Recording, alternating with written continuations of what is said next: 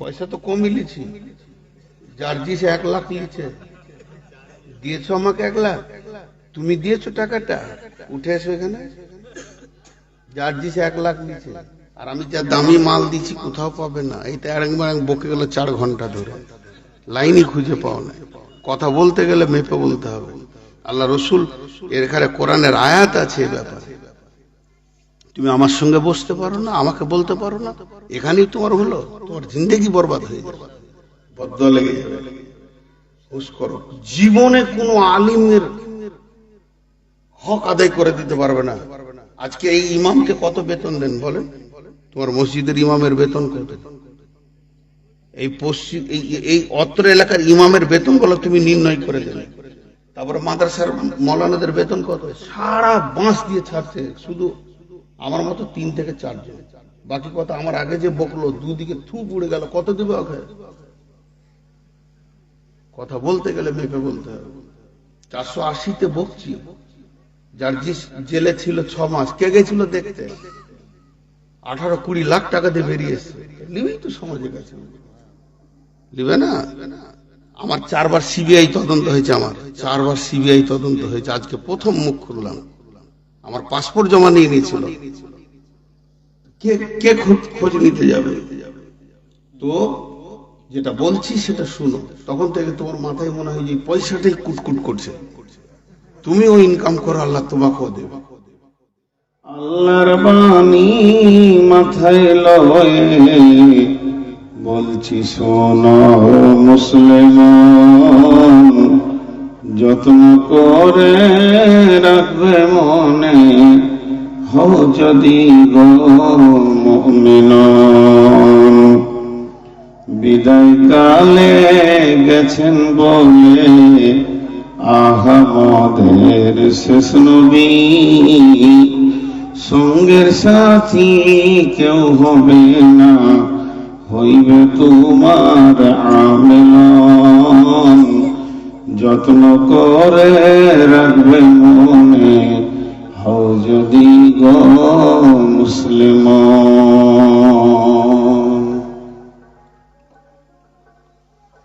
মুহতারাম সম্মানীয় সুযোগ্য আজকের সবার সভাপতি, উপস্থিত আকাশের তারকা সাদৃশ্য আলেম ওলামাবৃন্দ, সামনে আমার দিনদার ইমানদার মুমিন ভাই সকল, ও পর্দা থেকে শূন্য অলি মোমেনা মা ও বোনেরা,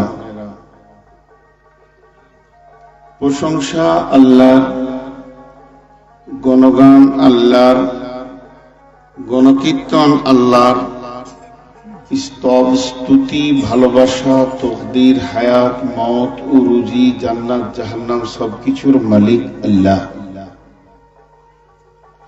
যে মহান মুনিব আহকামুল হাকিমিন আজকের এই নির্দিষ্ট দিনে 18 তারিখে নভেম্বর মাসের 2023-এ শনিবার দিবাগত রাত্রিতে আমাদেরকে বিভিন্ন এলাকা গোত্রবংশ জাতি ধর্ম বয়স বর্ণ নির্বিশেষে এক মসজিদ কেন্দ্রিক আয়োজিত মাহফিলে হাজির করেছেন। এর জন্য আমরা সেই মহান মুনিবের দরবারে একবার শুকরিয়া করি, মহব্বতের সঙ্গে বলি আলহামদুলিল্লাহ। দরুদ সালাম বর্ষিত হোক সরকারে কায়না নবী দো জাহান आखिरी पैगंबर नबी मोहम्मद रसूलुल्लाह सल्लल्लाहु अलैहि वसल्लम এর উপর আল্লাহুম্মা আমিন, আল্লাহুম্মা সাল্লি আলাইহি, আল্লাহুম্মা বারিক আলাইহি। মুহতারাম, আমি আপনাদের সামনে গ্রন্থ মুকুট আল কোরআনের 30 পারা থেকে সূরা নাবার বেশ কয়েকটি আয়াত তিলাওয়াত করেছি এবং মুসলিম শরীফের একটি সহিহ হাদিস হযরতে হুযায়ফা রাদিয়াল্লাহু তাআলা আনহু বর্ণনা করছেন, সেটা আপনাদের সামনে তুলে ধরেছি। এগুলি কেন্দ্রবিন্দুর মধ্যে রেখে, সামনে রেখে আমি আপনাদেরকে আপনার আল্লাহ এবং আমার আপনার আল্লাহ, আমার আপনার নবীর কথা কিছু শোনাবো। কোন একটা বিষয়কে কেন্দ্র করে কথা বলবো ইনশাআল্লাহ। আমি নিয়ত করেছি, যদি আমার মাবুদ আমাকে তৌফিক দেন তো। ওমা তৌফিক ইল্লা বিল্লাহি আলাইহি তাওয়াক্কালতু ওয়া ইলাইহি উনীব।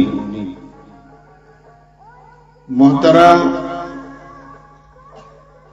মা বোনেদেরকে দৃষ্টি আকর্ষণ করছি, আপনারা যে অবস্থায় থাকেন, যে জায়গায় আছেন, শুধু কানটা খোলা রাখবেন ইনশাআল্লাহ।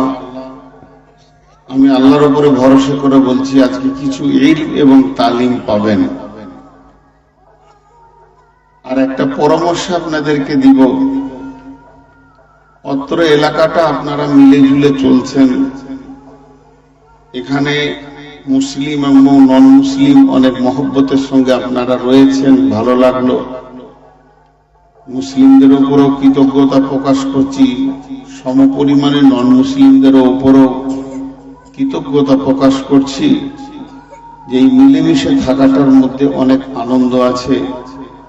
বিধায় এর পরবর্তীকালে যখন জালসা করবেন, ডেটগুলো আপোষে কম্পেয়ার করবেন, যেন কেউ কারো ডিস্টার্ব না করে। তো আমি আপনাদের সামনে যে কথাগুলো বলবো তার আগে কয়েকটি ছোট বড় কথা বলবো। বেআদাব বেনসিব, বা আদাব বা নসিব। এই যে আমার বাম পাশে মুরব্বী বসে আছেন,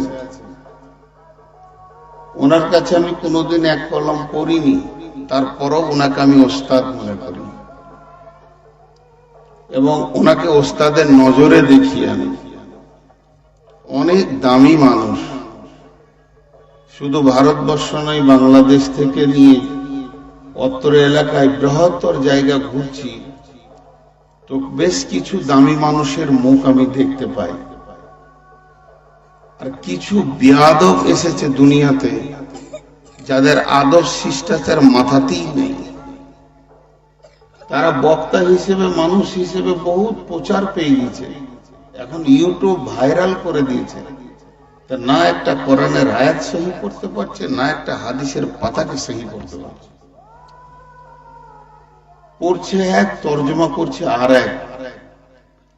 এগুলো ভাবতে হবে, এগুলো ভাবতে হবে, শিষ্টাচারের ভিতরে আনতে হবে। আমার কথা হচ্ছে, আপনাকে রাত্রি 12টা পর্যন্ত জাগতে হবে এরকম কোনো দলিল নাই। 10টাতে জালসা শেষ হয়ে যাবে, কিন্তু একটা বিষয়ের উপরে কথা হোক। আমি যদি আপনাদেরকে জিজ্ঞেস করি, আমার আগের বক্তা, তার আগের বক্তা, এরা দুজন কি বিষয় বলে দিচ্ছে, কি উত্তর দিবেন বলেন? তাদের বিষয়বস্তু কি ছিল? বিষয় যদি না ছিল, তারাই বা বললো কেন, আপনারা বা শুনলেন কেন? আর আমার যদি বিষয় না থাকে, তো আমার গালে জুতা মেরে নামিয়ে দেবেন, আমার গলাতে জুতা পরিয়ে দেবেন। আগড়াম বাগড়াম, ডান দিকে বাঁ দিকে, উল্টা পাল্টি, যখন যেটা মন যেছে। কি নাটকের মঞ্চ? আমি নিজের কথা বলছি, পূর্বের বক্তাদের বক্তব্য শুনিনি, আমি ঘুমিয়েছি। আমার শরীর অত্যন্ত ক্লান্ত। মানে আমি একটা শিষ্টাচার বলছি, সিস্টেম, 3টে সিস্টেম বলবো। একটা হলে মিলে জুলে চলছেন, ডেটগুলো কম্পেয়ার করবেন। দ্বিতীয় হচ্ছে যে আমি কারো ভুল ধরিনি, কারো বক্তব্য শুনি, আমি তো ঘুমাচ্ছিলাম, আমাকে তো তোলা হয়েছে, মুখ ধোলাম, 2 রাকাত নামাজ পড়লাম, তারপর আসলাম। এই সিস্টেমিক গুলো আপনারা চালু করেন। আল্লাহ যেন আমাদেরকে মানার তৌফিক দান করেন। আপনি ভাববেন না যে আমি কোনো বক্তাকে টার্গেট করে বলছি। আমার পরে 2জন আগে বক্তা ছিল, তার আগে একটা বাচ্চা ছেলে বকছিল, তখন আমি মাগরিবের সময় আসলাম, হালকা কানে পড়ছে, তো যদি বিষয় থাকে তাহলে বক্তা, না হলে বক্তা না। এখন আমি আপনাদের সামনে যে বিষয়টা ধরেছি, হুযায়ফা উসাইদুল গিফারির হাদিসটা পড়েছি। এই হাদিসটা থেকে রাসূলুল্লাহ সাল্লাল্লাহু আলাইহি ওয়াসাল্লাম কি বলছেন, তার আগে কোরআনের আয়াতগুলো পড়েছি ওই হাদিসের ভূমিকা বানানোর জন্য। পৃথিবী একদম একদম একদম শেষ প্রান্তে চলে এসছে, যে কোনো দিন ধ্বংস হবে। যে কোনো দিন মুহূর্তে পৃথিবী ধ্বংস হয়ে যাবে, পৃথিবী আর লম্বা টাইম থাকবে না, এ কথাটা জেনে রাখেন। পৃথিবীর লংজিভিটি কমে গেছে। আজকে ইহুদিবাদীরা মুসলমানদের উপরে চড়াও হয়েছে। এটা পৃথিবীর সব থেকে বড় আলামত কিয়ামতের। আমরা এগুলো খেয়াল করি না। আল্লাহ তাবারাক ওয়া তাআলা, আমার পাশে আমার ওস্তাদ বসে আছেন, জিজ্ঞাসা করেন, একটা সূরার নাম রেখেছে নাবা। ওটা বাংলায় যদি বলি তো খবর। খবরের কাগজ যেমন আপনার আমার ঘরে আছে, আনন্দবাজার, প্রতিদিন, বর্তমান, যে যেমন যেটা ভালোবাসে পড়ে, তো কোরআনের একটা নামই হচ্ছে নাবা। এর জন্য যে খবর এনে দেয় তাকে বলা হয় নবী। একটা সংবাদ আর একটা সাংবাদিক। সংবাদ আলাদা জিনিস, সাংবাদিক আলাদা জিনিস। তো এই জন্য নবী। আর রসুলটা কোথা থেকে এলো? যারা কিতাব পায়নি, শুধু মৌখিক খবর এনেছে, তারা নবী। আর যারা আল্লাহ থেকে আসমানি কিতাব পেয়েছেন তারা রসুল। রসুল এলো রেসালা থেকে। রেসালা মানে কিতাব, সূচি, পত্র, পত্র, ভদ্র মানে চিঠি, পিয়ন পৌঁছিয়ে দিচ্ছে। একটা লোক দৌড়ে দৌড়ে এসে খবর দিল আপনাকে যে রোডে অ্যাক্সিডেন্ট হয়েছে, তাকে আপনি সাংবাদিক বলবেন। কিন্তু পিয়ন এলো আপনার বাড়িতে চিঠি দিতে, ওকে সাংবাদিক বলবেন না, ওর নাম হয়ে যাবে পিয়ন। তেমনি রসুল। তো এই কোরআনের নাম কোরআন যেমন, তো কোরআনের নাম আর একটা হচ্ছে সংবাদ, নাবা। একটা গোটা সূরা দিয়েছেন আল্লাহ।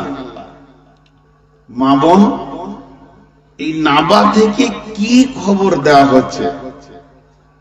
ওই খবরটা কোন খবর? অ্যাক্সিডেন্টের খবর? খবরটা কি কোনো চাকরি ক্ষেত্র খবর?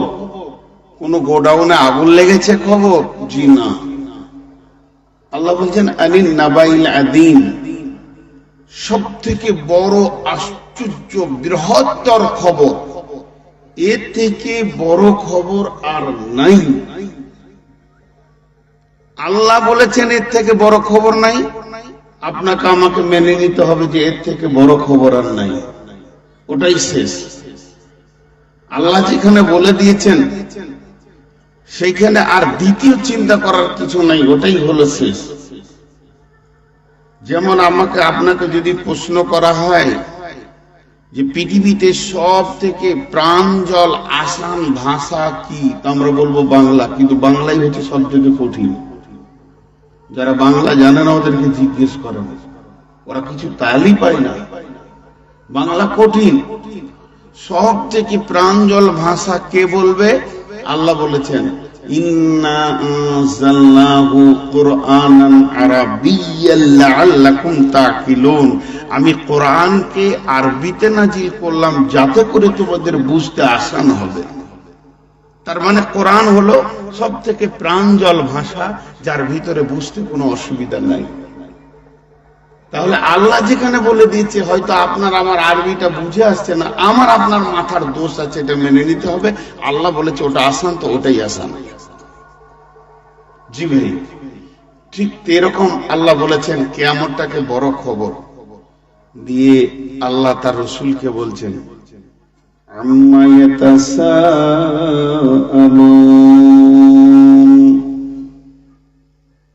হে নবী তোমাকে কোন জিনিসের উপরে প্রশ্ন করা হচ্ছে, কোন বিষয় নিয়ে তোমাকে কোশ্চেন করা হয়েছে? আল্লাহ নিজেই বলছেন আনিন নাবাইল আযীম, বড় খবরের ওপরে প্রশ্ন করা হয়েছে।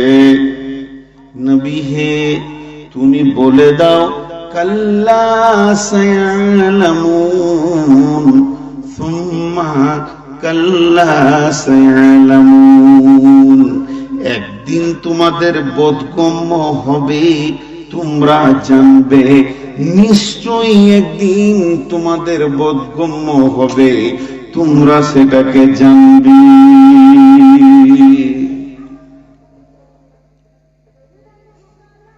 কোরআনের প্রথম শব্দটা যদি শুরু করি তো কি হবে? বিসমিল্লাহ। বিসমিল্লাহর প্রথম অক্ষর কি? বা। বিসমিল্লাহর প্রথম অক্ষর কি? বা। আর কোরআন যদি শেষ করি, শেষ অক্ষর কি হবে? সিন। মিনাল জিন্নাতি ওয়ান নাস। এর বাকে সিন দিয়ে মিলিয়ে দেন, বা সিন যাবার বাস মানে যথেষ্ট। এই কোরআন শরীফটা দাও, উঠো। আর ওনাকে, উনি আমার ওস্তাদ মানুষ, ওনাকে প্রশ্ন বলা যায়? হ্যাঁ পাগলা। তো আল্লাহ বলছে বাস। আল্লাহর জ্ঞান কি এটাই? না, আল্লাহ বলছেন ওমা উতিতুম মিনাল ইলমি ইল্লা কালিল। আমার জ্ঞান থেকে তোমাদেরকে সামান্য কিঞ্চিত দিয়েছি, বাস যথেষ্ট। কৃষকের জন্য যথেষ্ট, একজন ডাক্তারের জন্য যথেষ্ট, টিচারের জন্য যথেষ্ট, বিজ্ঞানীর জন্য যথেষ্ট। আর তোমাদেরকে দ্বিতীয় কোনো চিন্তা করতে হবে না। তোমার জন্য কোরআন প্রতিদিন সকালে যেমন সূর্য উঠে, আর কোরআন প্রতিদিন নতুন আপডেট হয়ে যায়। এটাকে কাফেররা বলেছিল ক্বালা আসাতিরুল আউয়ালিন, এটা পুরাতন কথা, এটা সে আগেকার যুগের কথা। এখন অ্যামেন্ডমেন্ট করতে হবে, সংযোজন করতে হবে, সংশোধন করতে হবে, বিয়োজন করতে হবে। কিন্তু আমার আল্লাহ বলেছেন আমি এমন একটা কিতাব দিয়েছি, সেটা নবীর যুগে যেমন কাজ করেছে ওই রকমই কাজ কিয়ামতের আগের দিন পর্যন্ত করবে। এর যে একটা পাওয়ার আছে, এর যে একটা ক্ষমতা আছে, এই ক্ষমতাটা কোনোদিন ন্যূনতম কমবে না। বাস এটা 2022-এর জন্য বাস, 2023-এর জন্য বাস, 2024-এর জন্য বাস, পৃথিবী ধ্বংস পর্যন্ত বাস। অতএব হে মুসলমান, তোমাদের কাছে একটা খবর পৌঁছিয়েছি।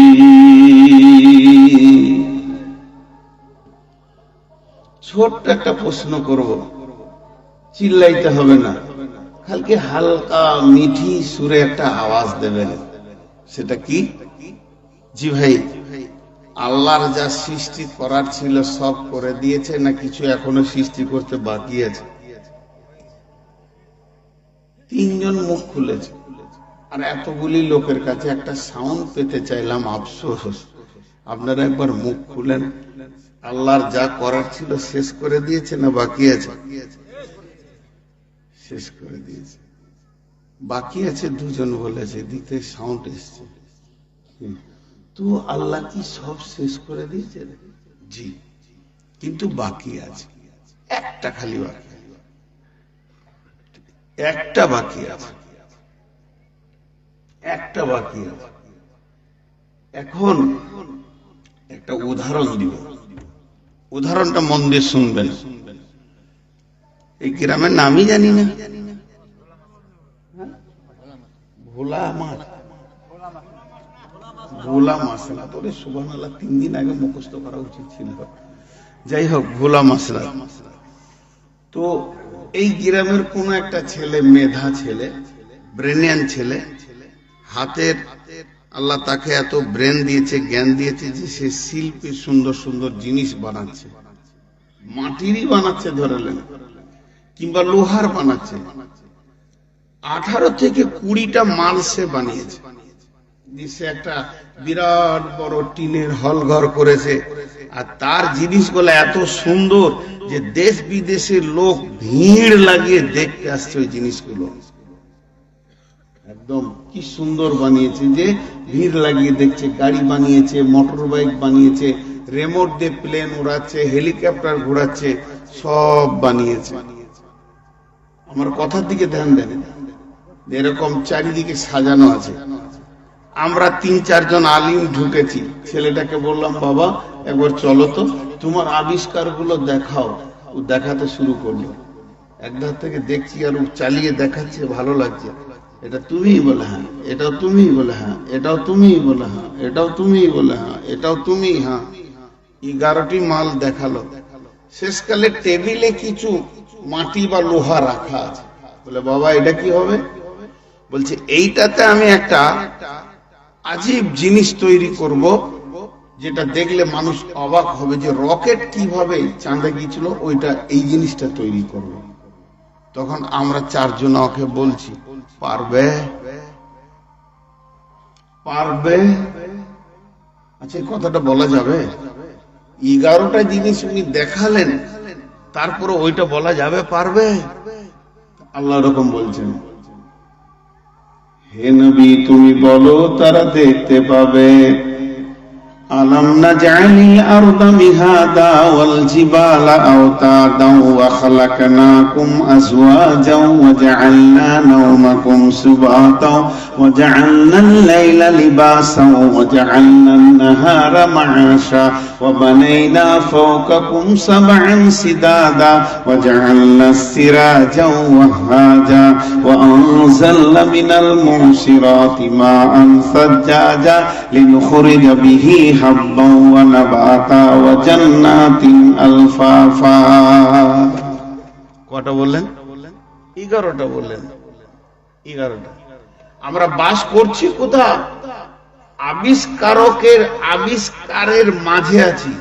আল্লাহ বলছে, জমিন আমি বানালাম, আসমান আমি বানালাম, সূর্য আমি বানালাম, দিবা আমি বানালাম, রাত আমি বানালাম, জোড়া আমি বানালাম। এইভাবে 11টা মাল দেখালেন। সেখান থেকে বৃষ্টি আমি বানাই, আমি গাছ উদ্ভিদকে বানাই, আমি আল্লাহ এত কিছু তোমাদের চোখের সামনে করলাম। আর একটা জিনিস আমার আবিষ্কার বাকি আছে। মাল এসে গেছে, সিঙ্গার তৈরি হয়ে গেছে, এমন কি মানে ইসরাফিল রেডি হয়ে গেছে। কি বললাম যে আমি স্টেজের আসার আগে খাটে ঘুমাচ্ছিলাম, আমার টাইম হয়েছে, আমাকে উঠানো হয়েছে, আমি উঁচু করেছি, 2 রাকাত নামাজ পড়েছি, তারপরে ধীরে ধীরে স্টেজের দিকে এসেছি। কিন্তু বন্ধুরে, একটি বার খেয়াল করে দেখবেন, বুঝবেন, ভাববেন, সেটা কি যে ইসরাফিল এখন শুয়ে আছে মশারের নিচে ঘুমাচ্ছে, ঠিক কিয়ামতের আগে আল্লাহ ওকে উঠাবেন। জি না, তাফসীরের মধ্যে লিখছে ইসরাফিলের হাঁটু দুটো মাটিতে আছে, পাছাটা গোহালিতে আছে, সিঙ্গার ধরে আছে। আমরা চোখের পাতা মারি, কিন্তু ইসরাফিল চোখে পাতা মারে না, আল্লাহর দিকে নজর তুলে তাকিয়ে আছে। তার মানে যেটা আল্লাহ বানাতে চলেছে তার নাম হলো কিয়ামত। আর সেই কিয়ামত কিভাবে বানাতে হবে, সমস্ত মেটেরিয়ালস চলে এসেছে, শুধু আল্লাহর হুকুমটা বাকি আছে। হুকুম হয়ে যাবে, পৃথিবীর সব সুখ শান্তি উড়ে যাবে। যে আমার আল্লাহ বলছেন, ইন্না ইয়াউমাল ফাসলি কানা মিকাতা ইয়াউমা ইনফাকু ফিস সূরি ফাতাতুনা আফওয়াজা ওয়া সুয়িরাতিল জিবালু ফাকানাত শারাবা। যেদিন ইসরাফিল সুর ফুঁকে দেবে, সেই দিন ওই নির্দিষ্ট দিনের কাজ শুরু হয়ে যাবে। আসমান ঝরে পড়বে, জমিন চলে যাবে, আর পাহাড় উঠবে ধুলোর মতো, আসমানগুলো টুকরো হয়ে হয়ে পড়বে।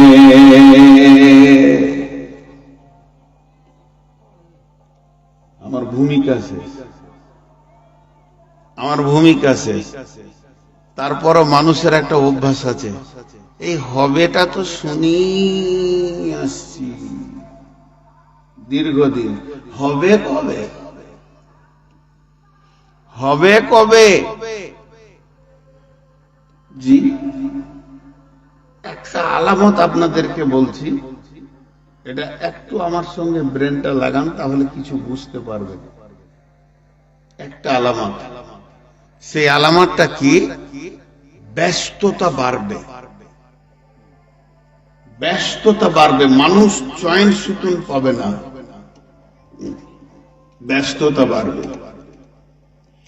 মুসলিম শরীফের একটা হাদিস আপনাদেরকে শোনাই, মেন হাদিসটা বলবো তার আগে একটা হাদিস আপনাদেরকে শোনাই।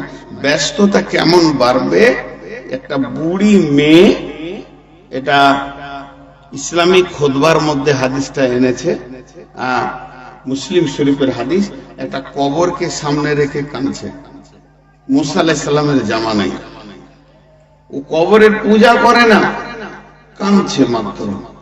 ছোট বাচ্চা মারা গেছে, আফসোস করে কাঁদছে। তো মেয়েরা যেমন কাঁদে, বাচ্চার নাম ধরে ডাকছে, কাঁদছে। তো নবী মুসা ওইদিকে যাচ্ছিলেন, তো বললেন, বুড়ি মা আপনি কাঁদছেন কেন? তো বুড়ি মা তখন উত্তরে বলছে, বেটা আমার ছোট ছেলে মারা গেছে, বেশি দিন দুনিয়া করতে পাইনি, ওই জন্য আমি কাঁদছি। তো নবী মুসা জিজ্ঞেস করছে, মা এই ছোট বাচ্চাটার বয়স কত? ছোট বাচ্চাটার বয়স কত? তখন ওই বুড়ি বলছে, বেশি দিন বাঁচেনি, মাত্র 450 বছর। বেশি দিন বাঁচেনি, মাত্র 450 বছর। কারণ মুসার জামানায় মানুষ 3000 4000 বছর বাঁচত। আয়ু কমছে সবসময়, হাইটও কমছে। তো নবী মুসা একটা কথা বললে, বুড়ি মা কাঁদিয়েন না, আমরা তো আল্লাহর নবী, আমাদেরকে আল্লাহ ভবিষ্যৎবাণী কিছু করে বলার তৌফিক দিয়েছেন বলে একটা কথা বলছি।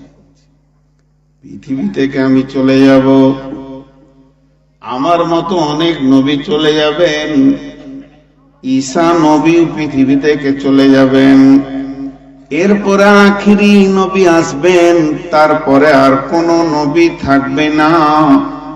সেই আখিরি নবীর উম্মতের গড় আয়ু হয়ে যাবে 20 বছর। যখনই বলে দিলে গড় আয়ু হয়ে যাবে 20 বছর, তো বুড়িটা উপর দিকে চোখ তুলে দিয়ে যেমন স্ট্রোক হয়ে যায় এরকম তাকিয়ে আছে। দুটি কথা বলেছিলেন বুড়িটা নবী মুসাকে। 1 নম্বর বলেছিলেন, ও বেটা মুসা, তারা কি ওই 20 বছরে বিয়ে করবে না? 2 নম্বর বলেছিলেন, ও বেটা মুসা, তারা কি বাড়ি ঘর বানাবে না? তখন নবী মুসা বলেছিলেন, তাদের বিয়ের যে ভ্যারাইটিজ হবে তোমার আমার বুঝে আসবে না, তাদের বিয়ের যে রঙ্গরসের মঞ্চ হবে তোমার আমার বুঝে আসবে না, এবং তাদের বাড়িগুলো যে তলা তলা হবে, বুর্জ খলিফা হবে, 120-30 তলা হবে, সেটাও তোমার আমার বুঝে আসবে না।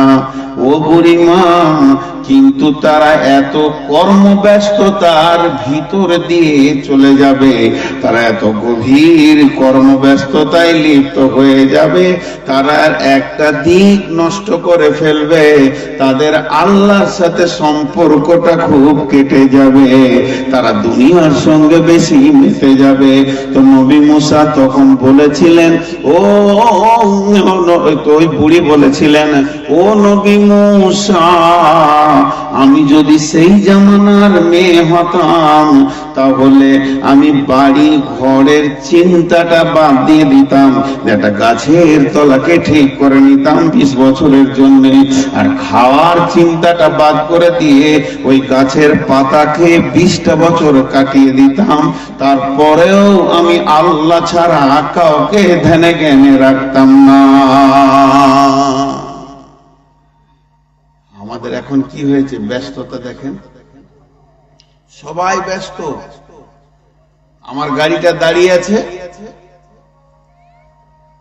হেমতাবাদে, সামনে একটা ট্রাক এইদিকে গিয়ে আর একটা মেট্রো এইভাবে ব্যাক করছে, তো গাড়িটা দাঁড়াতেই হয়। পেছন থেকে এক মোটরসাইকেল পিক পিক পিক পিক। আচ্ছা, আমি কি উড়ে যাবো রে বাবা? তোরও তো দুটো চোখ আছে, দেখতে পেয়েছিস একটা ট্রাক, ও যদি পিক করছে, তা আরেকজন কি করে সে দরজার সামনে লাগিয়ে দিল, আরেকজন সামনে লাগিয়ে দিল, ওই দিক থেকে আরেকজন সিলিয়ে দিল। সবারই মাথা যেন ব্যস্ত ব্যস্ত। এটা কেমন তার আলামত। আমি বলছি না যে লোকগুলো বদ, আমার কথাগুলো বোঝার চেষ্টা করেন। আমি বলছি না লোকগুলো বদ, আমি বলছি না এর আগে যে কথাগুলো বলছি সেগুলো বোঝার চেষ্টা করবেন যে বদ আমি বলছি না, কিন্তু এটা হলো কিয়ামতের আলামত। কেন? বুখারীর হাদিসটা শুনলেন, তারপর আমি যে হাদিসটা আপনাদের সামনে পড়েছি এই হাদিসটাকে কেন্দ্র করে আস্তে আস্তে আস্তে আস্তে এগাতে থাকবে। বুখারীর হাদিসটা কি বলছেন? যেদিন কিয়ামত হবে, মুহররম মাসের 10 তারিখ হবে, যেদিন কিয়ামত হবে 12টা শুক্রবার হবে। আজ থেকে 4-5 বছর আগে মুহররম মাসের 10 তারিখে শুক্রবার ছিল। বহু আলেম ওলামা গভীর চিন্তায় কান্নাকাটি করেছে। তা আজও বলে দিচ্ছি কোন সালে হবে এটা আল্লাহ জানেন। ওয়াল্লাহু আ'লামু বিমুরাদিহি। আল্লাহ তাবারাক ওয়া তাআলা বলছেন ওর বিষয়ে একমাত্র আল্লাহ ছাড়া কেউ জানে না। তাহলে শুনে নেন, মাসটা বলা আছে মুহররম মাস হবে। মুহররম মাসে আপনার আদমকে বানানো হয়েছে, মুহররম মাসে আদম পৃথিবীতে এসেছে, মুহররম মাসে পৃথিবী বানানো হয়েছে, মুহররম মাসেই পৃথিবী ধ্বংস হবে। এই মুহররম মাস হবে আর তারিখটা 10 তারিখ হবে, এবং ওই 10 তারিখের মাথায় 12টা শুক্রবার হবে। আর কত ব্যস্ত থাকবে, কত ব্যস্ত থাকবে, কত ব্যস্ত থাকবে, কত ব্যস্ত থাকবে। আপনাদেরকে বুঝাতে পারছি কিনা আমি দুর্বল মানুষ, কম বুদ্ধির মানুষ, শুধু চেষ্টা করছি মাত্র। সেই দিন পৃথিবীতে যতগুলি মানুষ বেঁচে থাকবেন, ওই দিন পৃথিবীতে যতগুলি মানুষ বেঁচে থাকবেন, আর যদি ওই দিন পৃথিবীতে যতগুলি মানুষ বেঁচে থাকবেন, সুস্থ থাকবেন, তাদের কারো মাথায় পৃথিবী ধ্বংসের কথাটা থাকবে না। স্কুলে ছেলেরা স্কুলের দিকে দৌড়বে, কলেজে ছেলেরা কলেজের দিকে দৌড়বে, মাস্টার শিক্ষক প্রফেসর কলেজ স্কুলের দিকে দৌড়বে, ডাক্তার চেম্বারের দিকে দৌড়বে, রোগী ডাক্তারের দিকে দৌড়বে, কৃষক মাঠের দিকে দৌড়বে, আর ব্যবসাদার দোকানের দিকে দৌড়বে। সবাই সকালে উঠে 100তে 100 লোক ব্যস্ত হয়ে যাবে, কেউ চুপ করে বসে থাকবে না। এরই ভিতরে বিশ্ব নবী বলছেন দোকানদার কাপড়ের দোকান খুলবে, খরিদ্দার গিয়ে কাপড়ের দাম করবে। কত দাম? বলে 120 টাকা মিটার। না, এটা 10 টাকা নাও। বলে ঠিক আছে 15 টাকা দাও। তাদের মধ্যে একটা দাম সিলেক্ট হয়ে যাবে।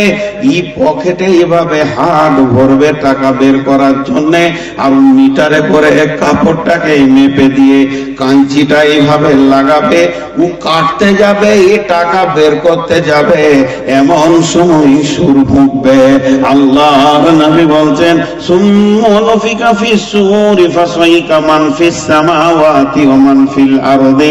আল্লাহ কোরআনে সূরা আপনার কিনা জুমারের ভিতরে বলছেন এমন অবস্থায় সুর ফুঁকে দিবে আর পৃথিবীর সমস্ত মানুষের ব্যস্ততা বন্ধ হয়ে নাফসি নাফসি শুরু হয়ে যাবে।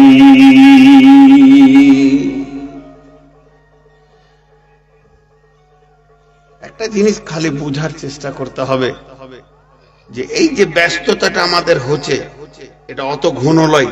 যত ঘন ব্যস্ততা বাড়বে তত জানতে হবে যে সেই দিনটা কাছে আসছে। আমাদের প্রতিদিন 1-2 বার কিয়ামত মনে পড়ে, কবর মনে পড়ে না। সকালে উঠে কিয়ামত মনে পড়ে, কবর মনে পড়ে না। জি না, মনে পড়ে না। সকালে উঠে আমার মনে পড়ে যে কি করে দুনিয়াতে কিছু টাকা পয়সা জমি জায়গা হবে, আপনার মনে পড়ে কি করে চাষ হবে, আর কারো মনে পড়ে কি ব্যবসা হবে। কিয়ামত মনে পড়ে না। কিন্তু সাহাবীদের সাথে আমাদের পুরো জীবনটা উল্টো। সাহাবীরা কি ছিলেন? কারাহিয়াতিদ দুনিয়া হুব্বুল মউত। তারা দুনিয়াকে ঘৃণা করেছে, আখিরাতকে গ্রহণ করতে চেয়েছে। আর আমাদের কি হয়ে গেছে? হুব্বুদ দুনিয়া কারাহিয়াতিল মউত। আমরা দুনিয়াকে আঁকড়ে ধরে নিচ্ছি। আমি বেঈমান, আমি নূর মোহাম্মদ বেঈমান। আমি আমার নাম নিয়ে বলছি, বুকে হাত দিয়ে, ইউটিউবে রেকর্ড হচ্ছে, আমি নূর মোহাম্মদ বেঈমান, দুনিয়াকে জড়িয়ে ধরেছি। আপনারা তো আমার থেকে অনেক ভালো। আমি দুনিয়াকে আঁকড়ে ধরেছি আর মওতকে ঘৃণা করেছি। সাহাবীদের চিন্তা আলাদা ছিল। এবার শুনেন হাদিসটা। হযরতে হুযায়ফা রাদিয়াল্লাহু তাআলা আনহু বর্ণনা করছেন। ওয়ান হুযায়ফা উসাইদুল গফারি রাদিয়াল্লাহু তাআলা আনহু, হযরতে হুযায়ফা উসাইদুল গফারি একজন বিখ্যাত সাহাবী। তিনি বলছেন, ক্বাল, তিনি কি বলছেন? আমরা মসজিদে নববীতে বসেছিলাম। একজন দুজন নয়, বেশ কয়েকজন সাহাবী গোল করে বসে আছি, আর একে অপরে মুখের দিকে তাকাতাকি করছি, আর ফিস ফিস ফিস ফিস ফিস ফিস করে কথা বলছি।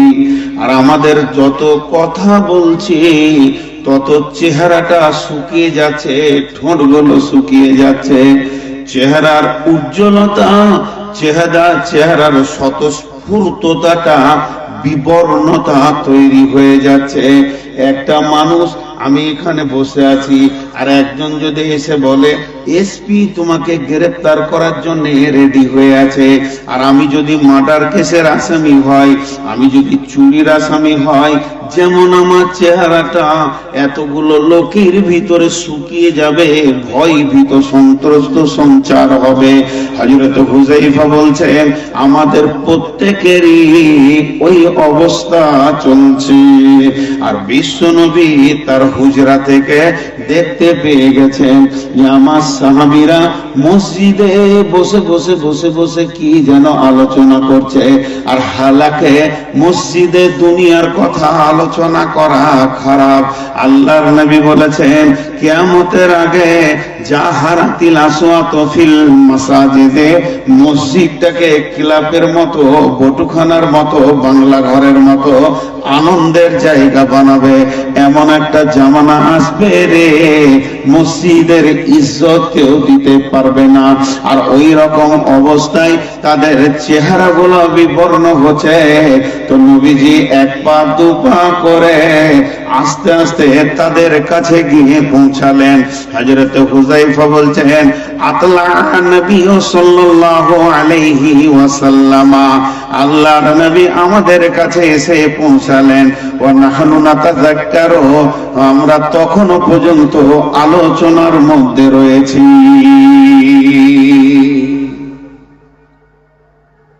আল্লাহ নবী দেখছেন কি আলোচনা করছে। পানির বোতল নাই না, তো কি আলোচনা করছে। ধীরে ধীরে আসলেন। আজকের এই হাদিসটাই হচ্ছে আমার বিষয়বস্তু, একটু সবরের সাথে শুনবেন। জি, একটু সবরের সাথে শুনবেন। আচ্ছা, মাঝে একবার জিজ্ঞেস করি, আপনাদের বিরক্ত লাগছে নাকি? আমি ভেবেছিলাম লোকজন নাই, তবে এখানে কয়েকজন আমাকে বললেন যে না, আপনি উঠেন, মানুষ চায়ের দোকানে গেছে, এসি তো আমার মন খারাপ। কি আছে না, গরম পানিতে জাহান্নামে দিবে। বাপ, আমি কি জাহান্নামে আছি না স্টেজে আছি? না না, গরম পানি খাই, গরম পানি খেলে গলা বসে যাবে। তবে খুব ঠান্ডা, আবার ফ্রিজের লাই। দেখেন আমার ওস্তাদ গরম পানি খেয়েছে, মানে আমি বকছি আর উনি পানি খেয়েছে। কি প্যার মহব্বত। হ্যাঁ জি। তো এবার ভালো করে শোনেন। আল্লাহ রসুল এলেন, এসি ওদেরকে প্রশ্ন করলেন। প্রশ্নটা কি করছেন? মা তাযকুরুনা, মা তাযকুরুনা, মা আমার, খালা আমার, বেটি আমার, সোনামানিকের দল। আল্লাহর নবী ওদের কাছে এসে ওদের চেহারার দিকে তাকিয়ে বলছেন, তোমরা কি আলোচনা করছো বলো? তোমাদের আলোচনার বিষয়বস্তুটা বলো। তখন হুযায়ফা বলছেন, আমরা সকলে একসঙ্গে মুখ খুলে দিলাম, কলু কলু। আমি একা বলিনি, আমার সাথী আর দুজন বলেননি, বরং যতজন ছিলাম রাসূলকে একসঙ্গে বললাম, নাযকুরুস সাআতা ইয়া রাসূলুল্লাহ। দয়ার নবী গো, আপনি যে কঠিন ভয়াবহ দিনের কথা বলছেন, সেই দিনটাই আমাদের কাছে পার করা অতি কঠিন হয়ে যাবে।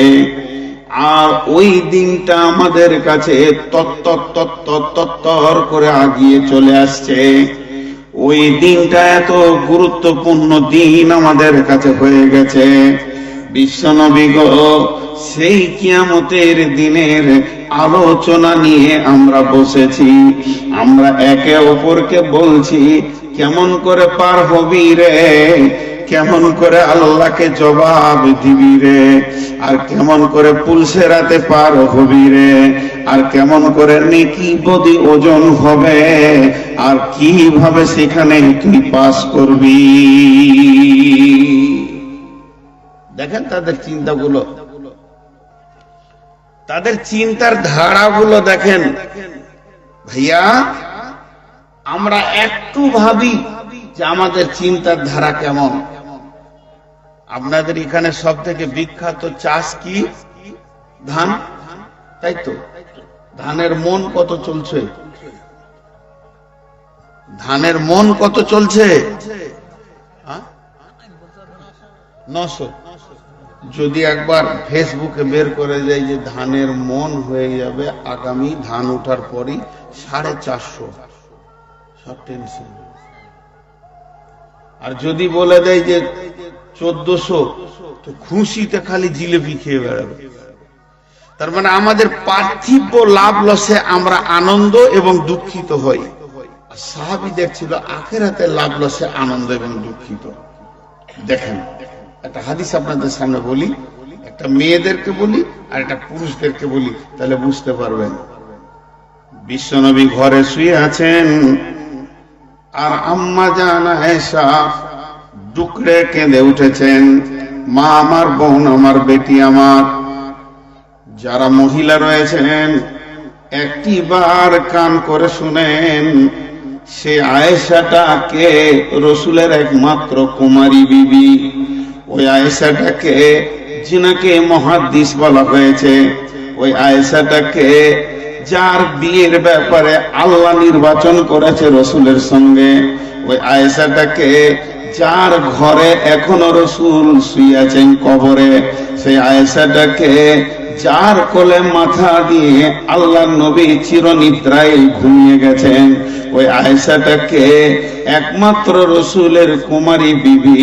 বিশ্বনবী বললেন, আয়েশা রে, আমি যখন থেকে শুনেছি তুমি আমার জান্নাতে বিবি হবে, তখন থেকে মনে হচ্ছে যে মত হয়ে যাক আর জান্নাতে চলে যাই।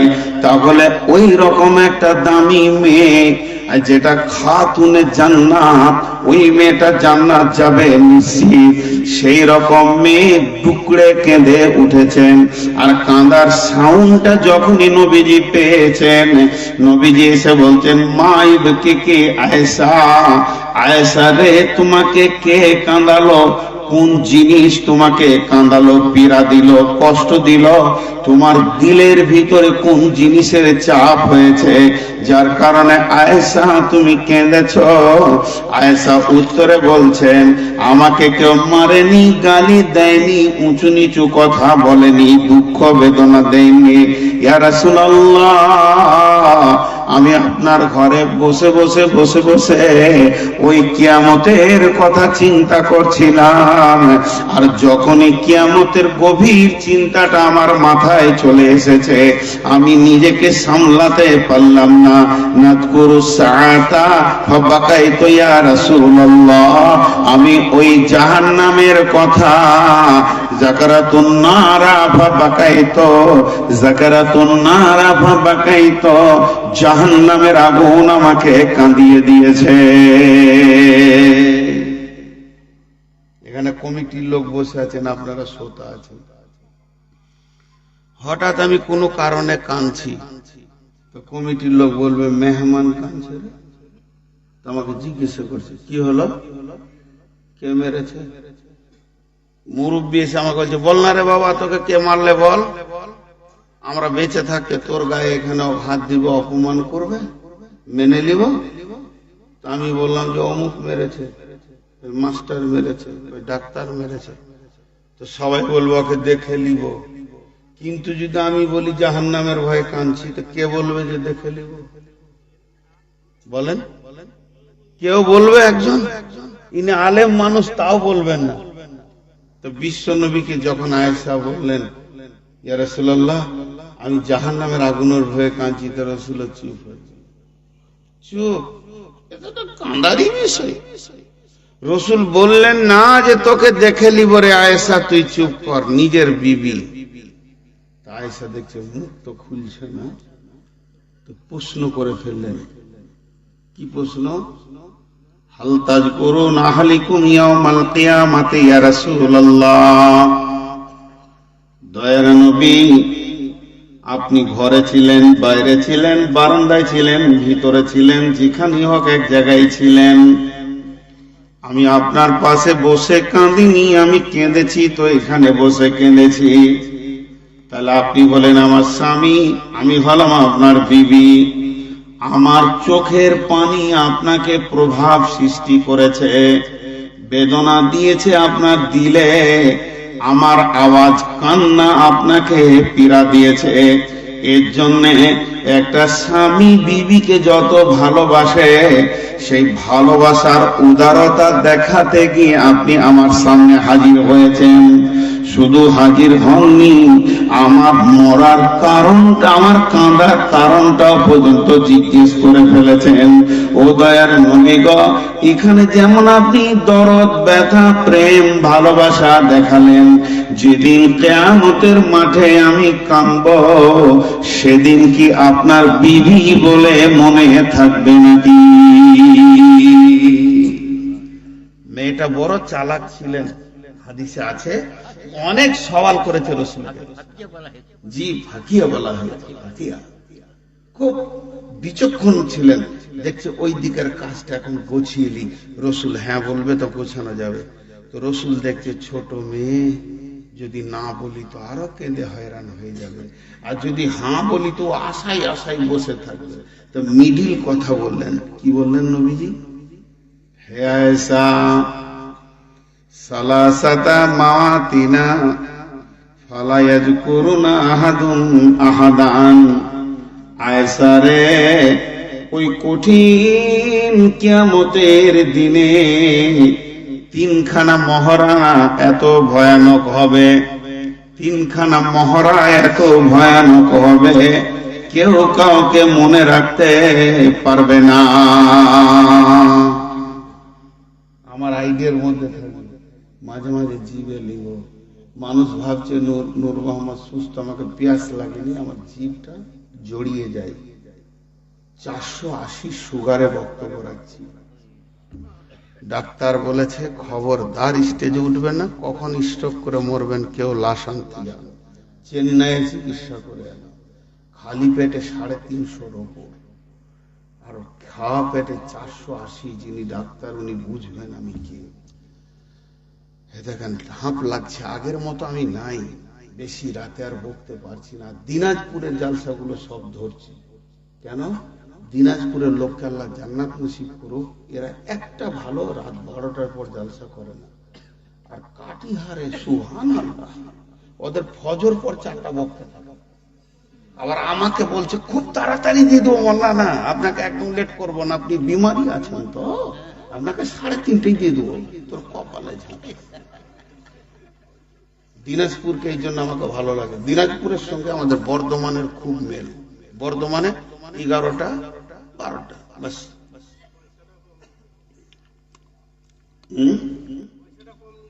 পয়সা তো কমই লিছি।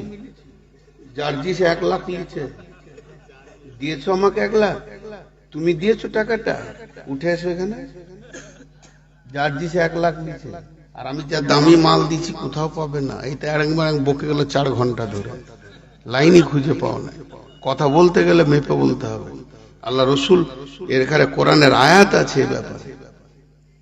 তুমি আমার সঙ্গে বসতে পারো না, আমাকে বলতে পারো না, এখানেই তোমার হলো, তোমার জিন্দেগি বরবাদ হয়ে যাবে, বদ্দুয়া লেগে যাবে। হুঁশ করো। জীবনে কোনো আলিমের হক আদায় করে দিতে পারবে না। আজকে এই ইমামকে কত বেতন দেন বলেন? তোমার মসজিদের ইমামের বেতন কত?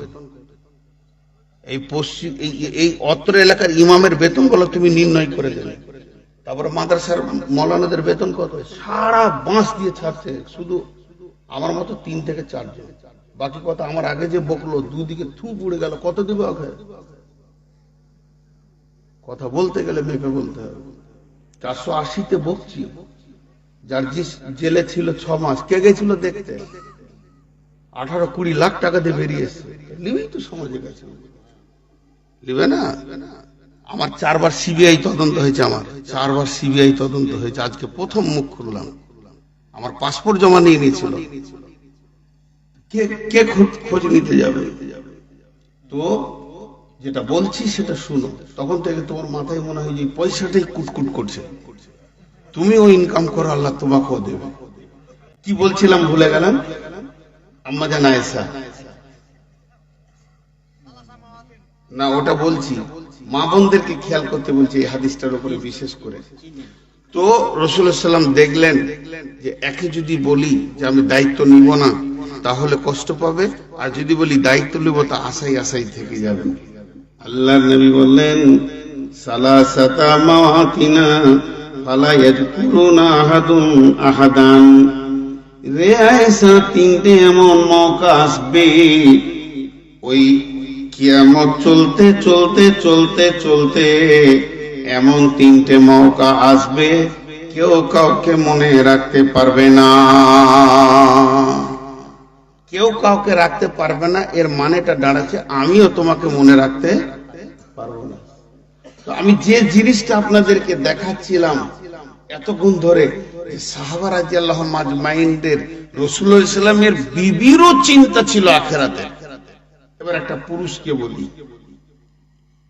সাহাবীটার নাম আব্দুল্লাহ ইবনে রাওয়াহা। সাহাবীটার কত দামি, তিনি হলেন শহীদ সাহাবী। শুধু এতটুকুই নয়, মুতার যুদ্ধে তিনি ৩য় সেনাপতির স্থান গ্রহণ করেছিলেন।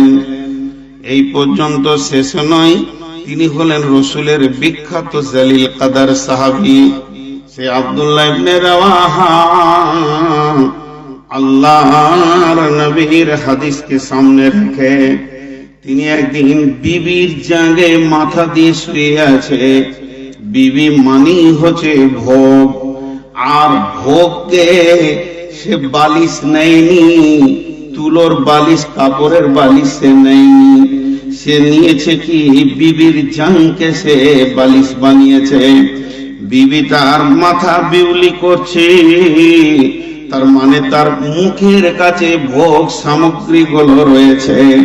এই মতো অবস্থায় ওই আব্দুল্লাহ ইবনে রাওয়াহা টুকরে টুকরে কাঁদতে কাঁদতে চোখের পানিতে তার গাল ভিজে গেছে। এই অবস্থাটা দেখে আব্দুল্লাহ ইবনে রাওয়াহার এই অবস্থাটা দেখে তার বিবিও কেঁদে ফেললেন।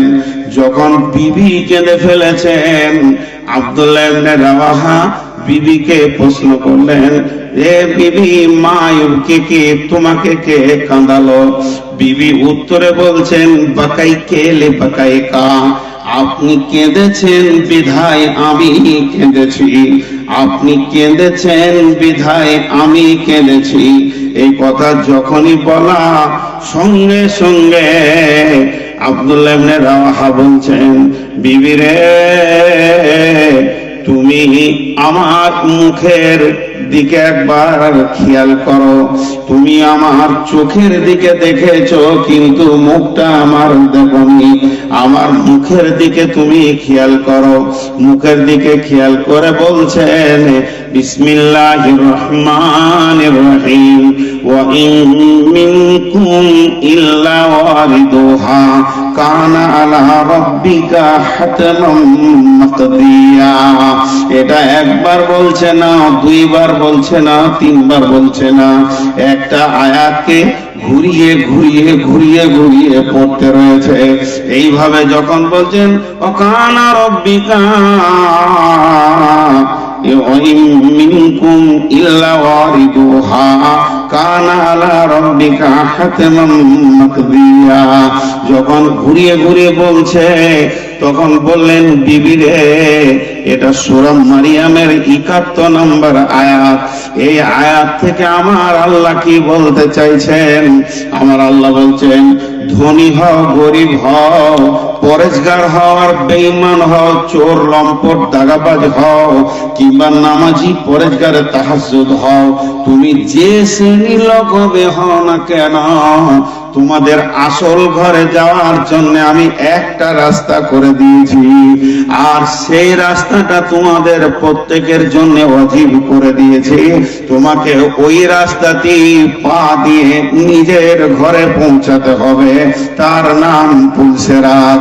বিবিরে, আল্লাহর নবী ওই পুলসেরাতের ব্যাখ্যা দিতে গিয়ে বলছেন যে পুলসেরাতের ধারে বড় বড় বৃক্ষ রয়েছে, গাছ রয়েছে, সেই বৃক্ষের ফলগুলি কাসাদান, সাদান গাছের ফলের মতো। আর মাছ ধরা বংশী যেমন হয়, আকুশি যেমন হয় ধারালো, ওই ফলগুলো ওই রকম। বিবিরে, যদি কারো চামড়াতে একটা ফল বিঁধে যায় তাহলে জানতে হবে আমার আর জান্নাত যাওয়া গেল না।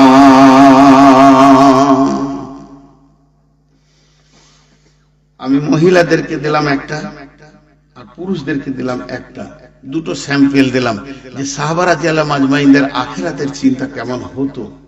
কিন্তু আমি বেঈমান, আমার নাই।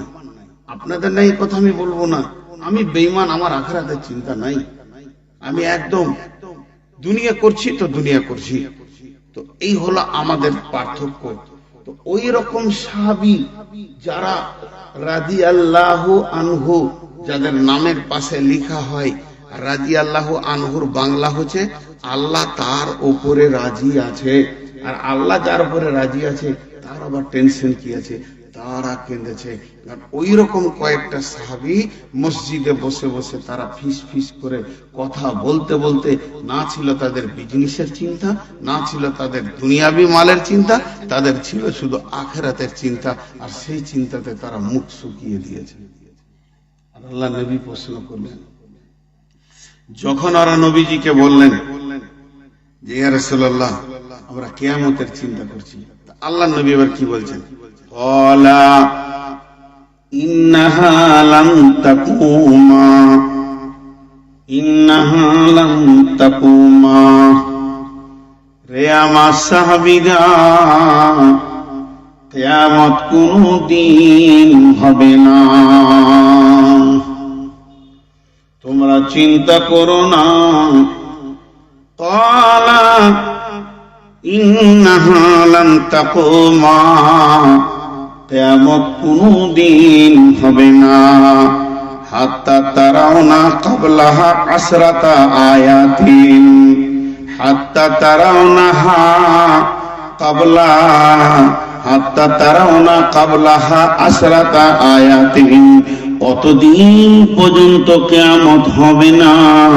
ওই কিয়ামতের আগে যতদিন না তুমি 10টা জিনিস চোখে দেখেছো, তোমার চোখে যখন 10টা জিনিস এসে পৌঁছাবে, আর 2টি চোখে যখন ওই 10টা জিনিস দেখবে, তখন জানবে যে কিয়ামত রানিং হয়ে গেছে। আর হবে বলা যাবে না, হচ্ছে বলতে হবে। গতকালকে প্যান্ডেলের কাজ চলছে, স্টেজের কাজ চলছে, মাল মেটেরিয়ালস আসছে। কেউ যদি জিজ্ঞেস করতো কি হবে, এই কমিটি বলেছে জালসা হবে। আগামী কাল বলবে গতকাল জালসা হয়ে গেছে, আর এখন যদি কেউ কাউকে প্রশ্ন করে কি হচ্ছে রে, আওয়াজ শুনতে পেয়েছি তোর ফোনের ভিতরে, বলে আমাদের গায়ের রানিং জালসা চলছে, তো আল্লাহর নবী বলছেন যখন তুমি ওই 10টা জিনিস দেখবে, হাত্তা তারাও না কাবলাহা আসরাতা আয়াতিন, যতক্ষণ পর্যন্ত 10টা জিনিস তুমি চোখে দেখতে পাবে, তখন জেনে নাও যে কিয়ামত হবে নয়, কিয়ামতটা রানিং চালু হয়ে গেছে, রানিং চলছে। কিয়ামত চলছে আর হবে লয়, হচ্ছে। এটাই হলো তার প্রতীক চিহ্ন। তো এবার সেই 10টা কি? 1 নম্বর দিয়ে ধরছি।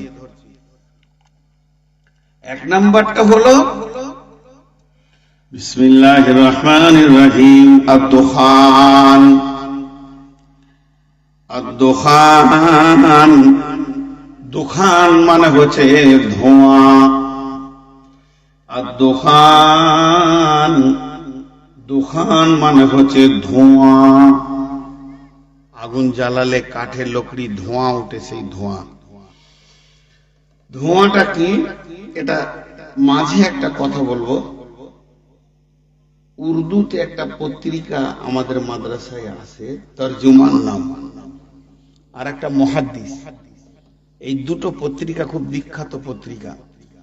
আমরা যখন এই হাদিসটা পড়ি তখন ওই তরজমান এটা পত্রিকাটা মাদ্রাসায় ছিল।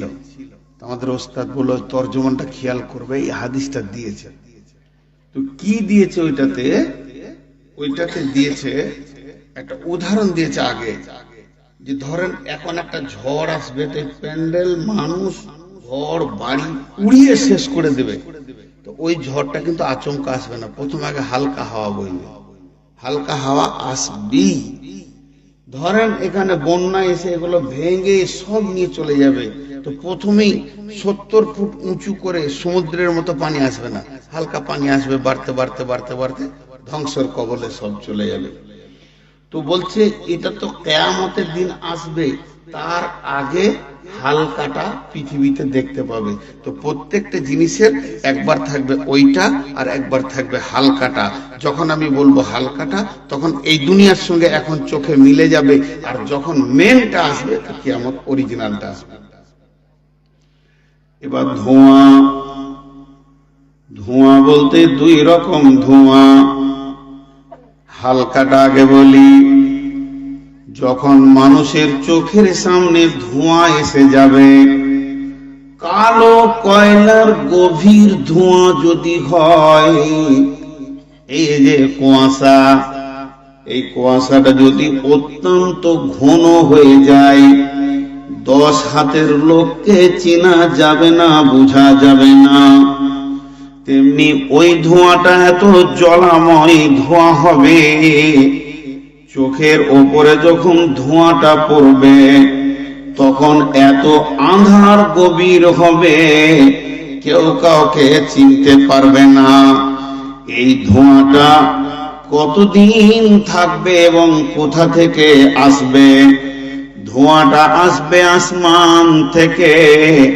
যেমন আসমান থেকে বৃষ্টি বর্ষণ হয়, ওই রকম ধোঁয়াটা আসমান থেকে জমিনে আসবে। যেমন কুয়াশা উড়ে উড়ে আপনার আমার ঘর গ্রামকে ঘেরে নেয়, জমে যায়, ওই রকম ধোঁয়াটা পৃথিবীকে ঘেরে নেবে। আর এত ঘন ধোঁয়া হবে, চোখের জ্বালা যন্ত্রণা এত বেশি হবে যে কেউ কাউকে নিকট লোক আছে চিনতে পারবে না। তো পত্রিকায় লিখেছে ওর আগে একটা ধোঁয়া হালকা করে পৃথিবীতে বইবে, সেই ধোঁয়াটার নামই হচ্ছে রাজনীতি। এই রাজনীতিটা এত নোংরা ধোঁয়া পৃথিবীতে এসে গেছে, যাদের চোখে লেগে গেছে রাজনীতি এত জঘন্যতম ধোঁয়া, নিজের বাপ ভাইকে চিনতে দেবে না, ভাই হয়ে ভাইকে মার্ডার করবে, আত্মীয়তার পরিচয় চেনা যাবে না। আর একটা ধোঁয়া হলো মালের ধোঁয়া। মাল মানুষের চোখকে, দিলকে এমন করে গ্রাস করে নিয়েছে, নিজের ভাই জমির লোভে নিজের ভাইকে ট্রাক্টরের চাকে ফেলে পিছে মেরে দিল, রাত্রিতে মার্ডার করে দিচ্ছে, স্বামী স্ত্রীকে চিনতে পারছে না 1-2 লাখ টাকার জন্য, অথচ ওটাকে অর্ধাঙ্গিনী বলা হচ্ছে। হালকা ধোঁয়া পৃথিবীতে বইছে, এবার অরিজিনাল সেই ধোঁয়াটা আসতে বাকি আছে। ওই ধোঁয়াটা পৃথিবীতে থাকবে কতদিন? ওই অবস্থাতেই কি কিয়ামত হবে না? ওই অবস্থায় হবে না। এই ধোঁয়াটা থাকবে মাত্র 40টা দিন। ধোঁয়া আসবে, ধোঁয়া থাকবে। এরপরে নবী বলছেন আদ-দুখান ওয়াদ-দাজ্জাল। দাজ্জাল, দাজ্জাল নামে পৃথিবীর বুকে একজন আসবে। দাজ্জালের ইতিহাস বড় লম্বা চওড়া বন্ধুরে। দাজ্জালের এক চোখ কানা হবে। ইউটিউবে ফেসবুকে থাম্বনেল বানিয়েছে, দেখছেন আপনারা? দেখবেন এই ছেলেরা মাঝে একটা চোখ করে দিয়েছে, ও হাদিসই বুঝে না। চোখ ওর দুটা থাকবে। সহিহ বুখারীর হাদিস, একটা চোখ পচে সাদা হয়ে তার চোখের খোঁটর থেকে বের হয়ে আঙ্গুরের মতো ঝুলবে, আর একটা চোখে সে দেখবে। এই দাজ্জালকে আল্লাহ তাবারাক ওয়া তাআলা এতটাই পাওয়ার দেবে যে সে সারা বিশ্ব ঘুরবে, তার সঙ্গে লস্কর সৈন্য সামন্ত থাকবে, তার হাতে থাকবে জান্নাত আর জাহান্নাম। নবীজি বলছেন তার জাহান্নামটা জান্নাত আর জান্নাতটা জাহান্নাম। একটা মানুষকে মারবে, আবার জীবিত করবে, আবার দ্বিতীয়বার মারতে যাবে, পারবে না। বলছে এর থেকে বড় ফিতনা আর কিছু নাই। এর জন্য আল্লাহর নবী বলেছেন প্রত্যেকটি নামাজে দাজ্জালের ফিতনা থেকে আল্লাহর কাছে মাপ চাও। এর জন্য সুন্নত হোক, নফল হোক, ফরজ হোক, আমরা প্রত্যেকটি নামাজের শেষে এই দোয়াটা বলি, আল্লাহুম্মা ইন্নী আউযু বিকা মিন ফিতনাতিল মাসীহিদ দাজ্জাল। দাজ্জালের উৎস একটা হাদিসে এরকম আছে যে রসুল একদিন হাদিস কোরআন বর্ণনা করছে, আর ওরই মাঝে খালি একজন চুলকানি মতো করছে, চুলকানি মতো করছে, খালি ওর মন বসছে না। আর আল্লাহ রসুল বর্ণনা করছেন দাজ্জালেরই। তো ওকে আল্লাহ রসুল বলেই ফেলেন, এই তোমার কি দাজ্জাল হওয়ার শখ যেছে নাকি? তো বলছে ডিউটিটা দিলে পারবো, এরকম বলেছে। এই ইতিহাসটা কেউ জালজয়ীব বলছে, আপনাদেরকে শুনিয়ে রাখলাম, জালজয়ীব হতে পারে, সেটাও বলে দিলাম। তারপরে বিশ্বনবী কোন একটা যুদ্ধে সাহাবীদের ভিতরে ওকে আহত নিহতর মধ্যে আর পেলে না, তো বললো ওকে বেঁধে দেওয়া হয়েছে। হযরতে জারীর রাদিয়াল্লাহু তাআলা আনহু, উনি ইহুদির ছেলে ছিলেন, কালেমা পড়ে মুসলমান হয়েছিলেন। উনি বলছেন যখন আমি ইহুদি ছিলাম তো পানিপথে সমুদ্রে গিয়ে এক জায়গায় হারিয়ে গিয়ে আমরা একটা জঙ্গলে চলে গেছিলাম, পাহাড়ে। সেই জায়গায় একটা প্রাণী দেখতে পেলাম, গোটা গায়ের লোমে ভর্তি। সে বললে আর একটু আগে যাও, ওখানে দাজ্জাল বাঁধা আছে। আমরা দাজ্জালকে পাহাড়ের গুহাতে দেখেছি, শিকলা দিয়ে বাঁধা আছে। দাজ্জাল বললে তোমরা কে? বলে আমরা অমুক। তো বলে শেষ নবী এসেছে? বলে হ্যাঁ। ফুরাত নদীর পানি কি শুকাচ্ছে? বলে হ্যাঁ। বলে তাহলে আমার এবার বের হওয়ার টাইম হয়ে গেছে। তার মানে কিয়ামতের আলামত দাজ্জালকে দিয়ে। এই মাঝে একটা কথা বলবো, এই কথাটা একটু সূক্ষ্ম ব্রেনে নেবেন। ফিলিস্তিনের সঙ্গে ইসরায়েলের যুদ্ধ চলছে, তো জিতবে কে? জিতবে কে? আজকে তো 17-18 বছর ধরে চলছে। কালকে যে এখন যে মহড়া শুরু হয়ে গেছে ভয়ানক, মার মার কাট কাট, এর জন্য ফিলিস্তিনিরা পিছাবে না, জিরো হয়ে যাবে তাও পিছাবে না। আর ইহুদিবাজি ইসরায়েল জিতবে এটা কোনো মানেও নেই, কারণ আল্লাহ রসুলের ফাইসালাটা বলে দিয়ে চলে গেছেন কে জিতবে। খেল নামার আগে রসুল বলে চলে গেছেন, জানেন মাসি কয়টা? দুইটা। মাসি কয়টা? দুইটা। মুখ খুলেন, মাসি কয়টা? দুইটা।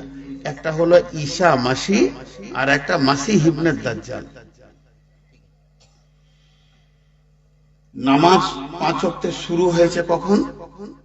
মেরাজ থেকে। 5 ওয়াক্তে নামাজ শুরু হয়েছে কখন? মেরাজ থেকে। নামাজটা শেষ হবে কখন? পশ্চিম দিকে যখন সূর্য উঠবে তখন। ভেজাল মিটে গেল। জিহাদ শুরু হয়েছে ইসলামের কখন? বদর থেকে। বদরে জিহাদ প্রথম জিহাদ নাকি যে বাবজি? প্রথম জিহাদ ইসলামে শুরু হয়েছে কখন? বদর থেকে। শেষ হবে কখন? চলছে, ইসলাম যতদিন থাকবে জিহাদ চলবে। এটা শেষ হবে দাজ্জালকে মারার পর। যেদিন দাজ্জাল মার্ডার হবে সেদিন জিহাদের নিষ্পত্তি হবে, তার আগে হবে না।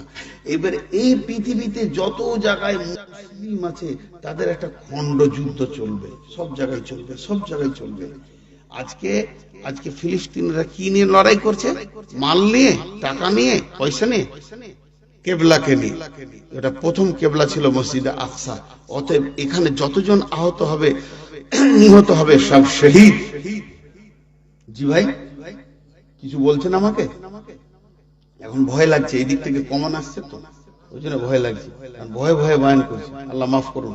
কারণ আমার লাইফে প্রথম শুনলাম এই ছেলের মুখে। কিন্তু আমি কি করি এ কথা তো মানুষ জানে না। তার মানুষের গোপন আমল সম্পর্কে কাউকে জিজ্ঞেস করতে হয় না। কোনো মানুষের কোনো গোপন আমল থাকতেই পারে। আল্লাহ তাবারক ওয়া তাআলা মাফ করুন।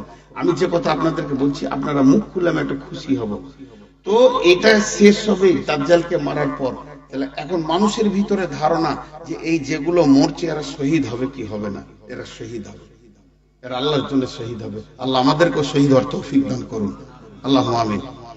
তো একজন আমাকে প্রশ্ন করেছিলেন, যদিও বিধর্মী, নন মুসলিম, যে আপনাদের ভয় লাগে না? না, মুসলিমরা শহীদ হয় আকাঙ্ক্ষা করে। মুসলিমরা শহীদের আকাঙ্ক্ষা করে কি করে না? আমাদের পূর্বপুরুষরা করে গেছেন কিনা? হযরত তোমার দোয়া করতেন, আল্লাহুম্মা শাহাদাতি ফি সাবিলিক, হে আল্লাহ তোমার রাস্তায় আমাকে শহীদ করে নাও। মাওলানা দেলোয়ার হোসেন সাইদি সারা জীবন তাহাজ্জুদে দোয়া করেছেন, আল্লাহ আমাকে শহীদ করে নাও। এই জন্য আল্লাহকে শহীদ করে নিলেন। বিদায় শুনালেন মুসলমান, যে মুসলমান আল্লাহ রাসূল বলছেন শহীদের আকাঙ্ক্ষা থাকবে না, যে মুসলমানের শহীদের আকাঙ্ক্ষা থাকবে না, যে মুসলমানের শহীদের আকাঙ্ক্ষা থাকবে না, ওর মতটা হবে মুনাফিকের মত। আর যে মুসলমানের শহীদের আকাঙ্ক্ষা থাকবে ওর মত হবে শহীদের মত। অতএব মুসলমানরা শহীদ হতে চায়। মুসলমানরা জানে পৃথিবীর কোনো মূল্য নাই, আখিরাতে আমাদের আসল মূল্য। অতএব আমাদের কাছে মতটা কঠিন নয়, মতটা আসান। তাহলে এই জিহাদ বন্ধ হয়নি, এই জিহাদ চলবে বিশ্বজুড়ে, খণ্ড জিহাদ চলবে। মা আমার বোন আমার, তাহলে ওই দাজ্জালকে না মারা পর্যন্ত এই জিহাদ বন্ধ হবে না। তাহলে মাসি দুইটা, একটা হলো ঈসা মাসি, মাসিহ ইবনে মারইয়াম, ঈসা মাসি, আর একটা হলো মাসিহ ইবনে দাজ্জাল। এবার ফিলিস্তিনের যেটা ঘটনা ঘটছে, ইসরায়েলের অবস্থাটা কি হবে শোনাবেন।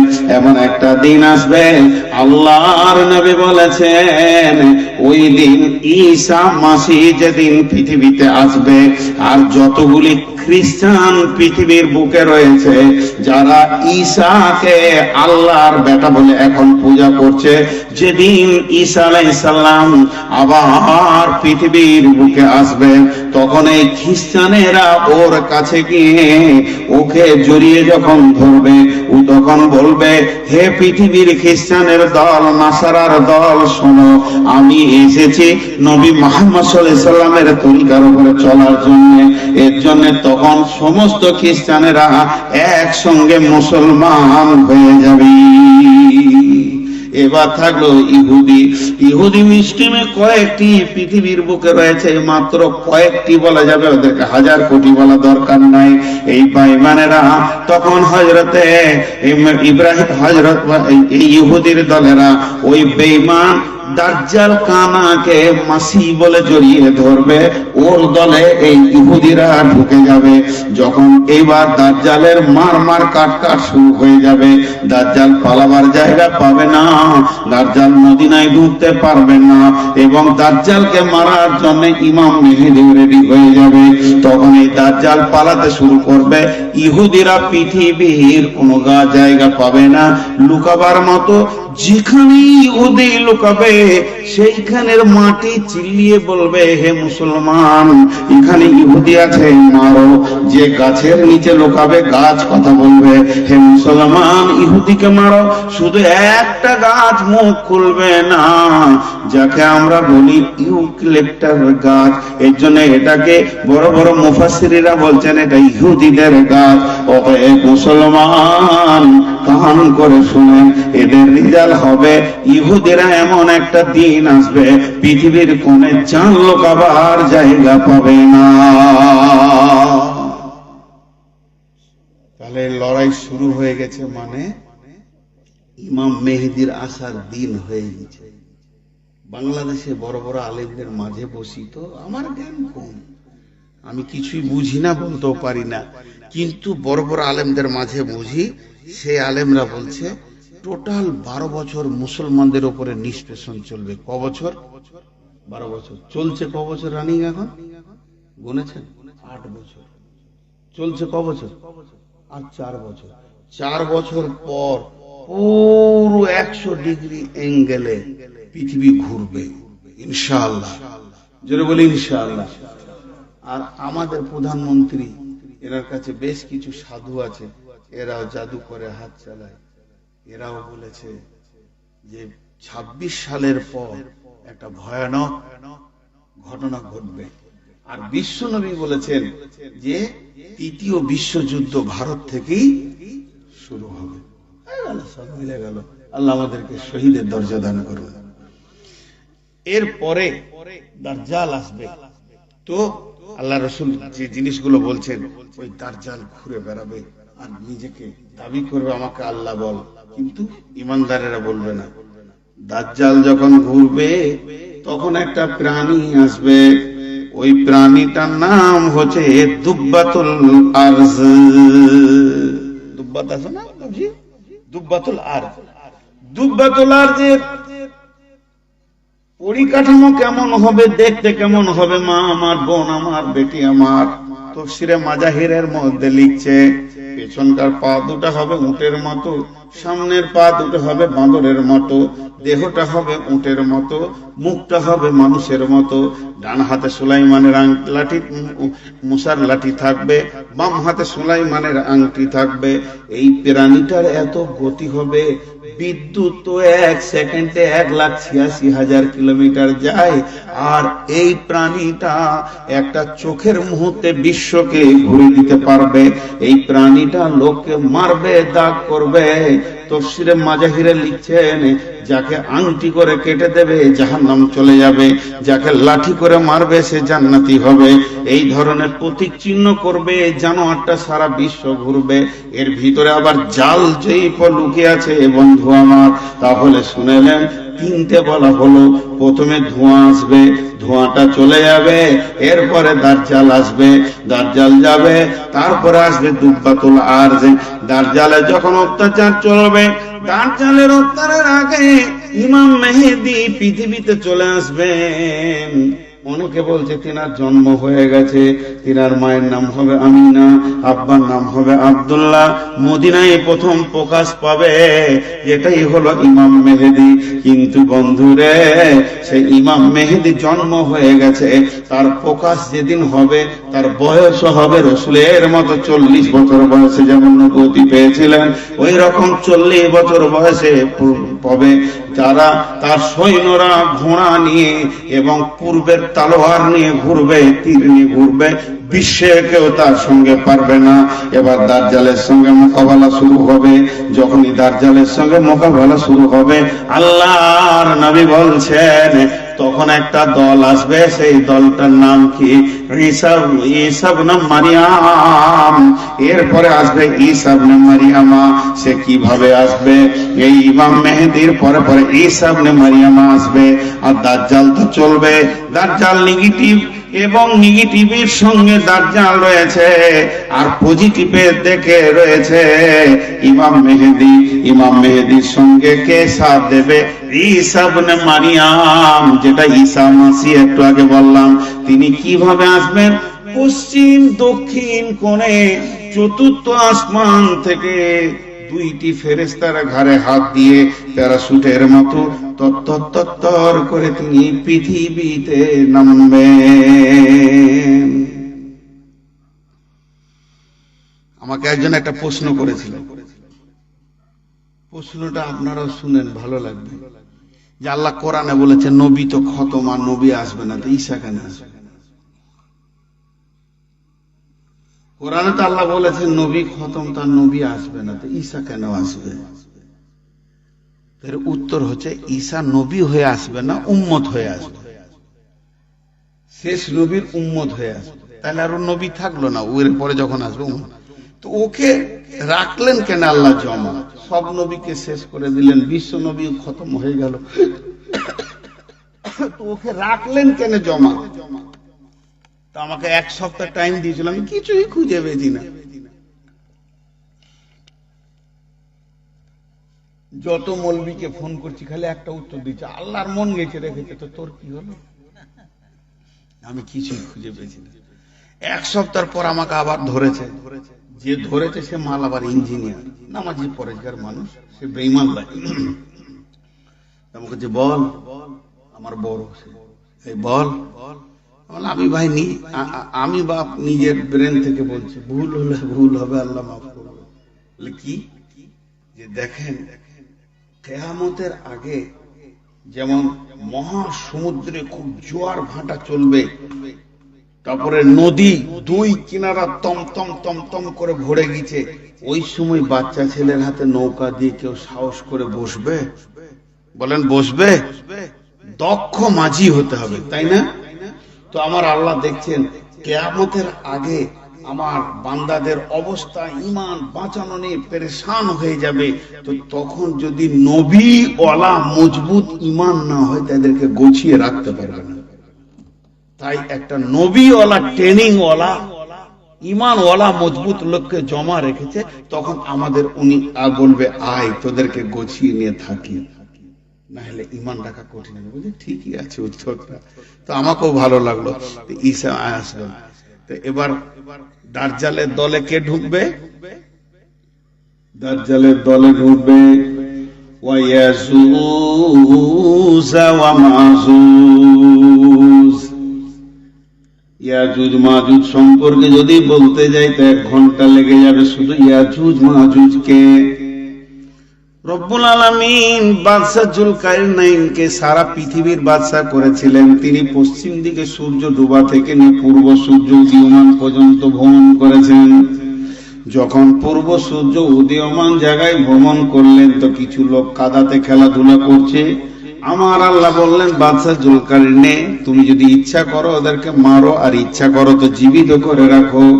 তখন ওই লোকগুলো বাদশা জুলকারনাইনের কাছে এসে বলছেন, ও বাদশা জুলকারনাইন, এই যে বড় বড় বড় বড় পাহাড় গুলো দেখছেন, পাহাড়ের ওই পাশে একটা গোষ্ঠী রয়েছে, সব সময় তারা কলহ বিবাদে লেগে আছে, তারা ঝামেলা ঝঞ্ঝটে লেগে আছে, মারমার কাট কাট কাট কাট মারমার মারমার, অশান্তি ছাড়া তাদের কোনো শান্তি নাই।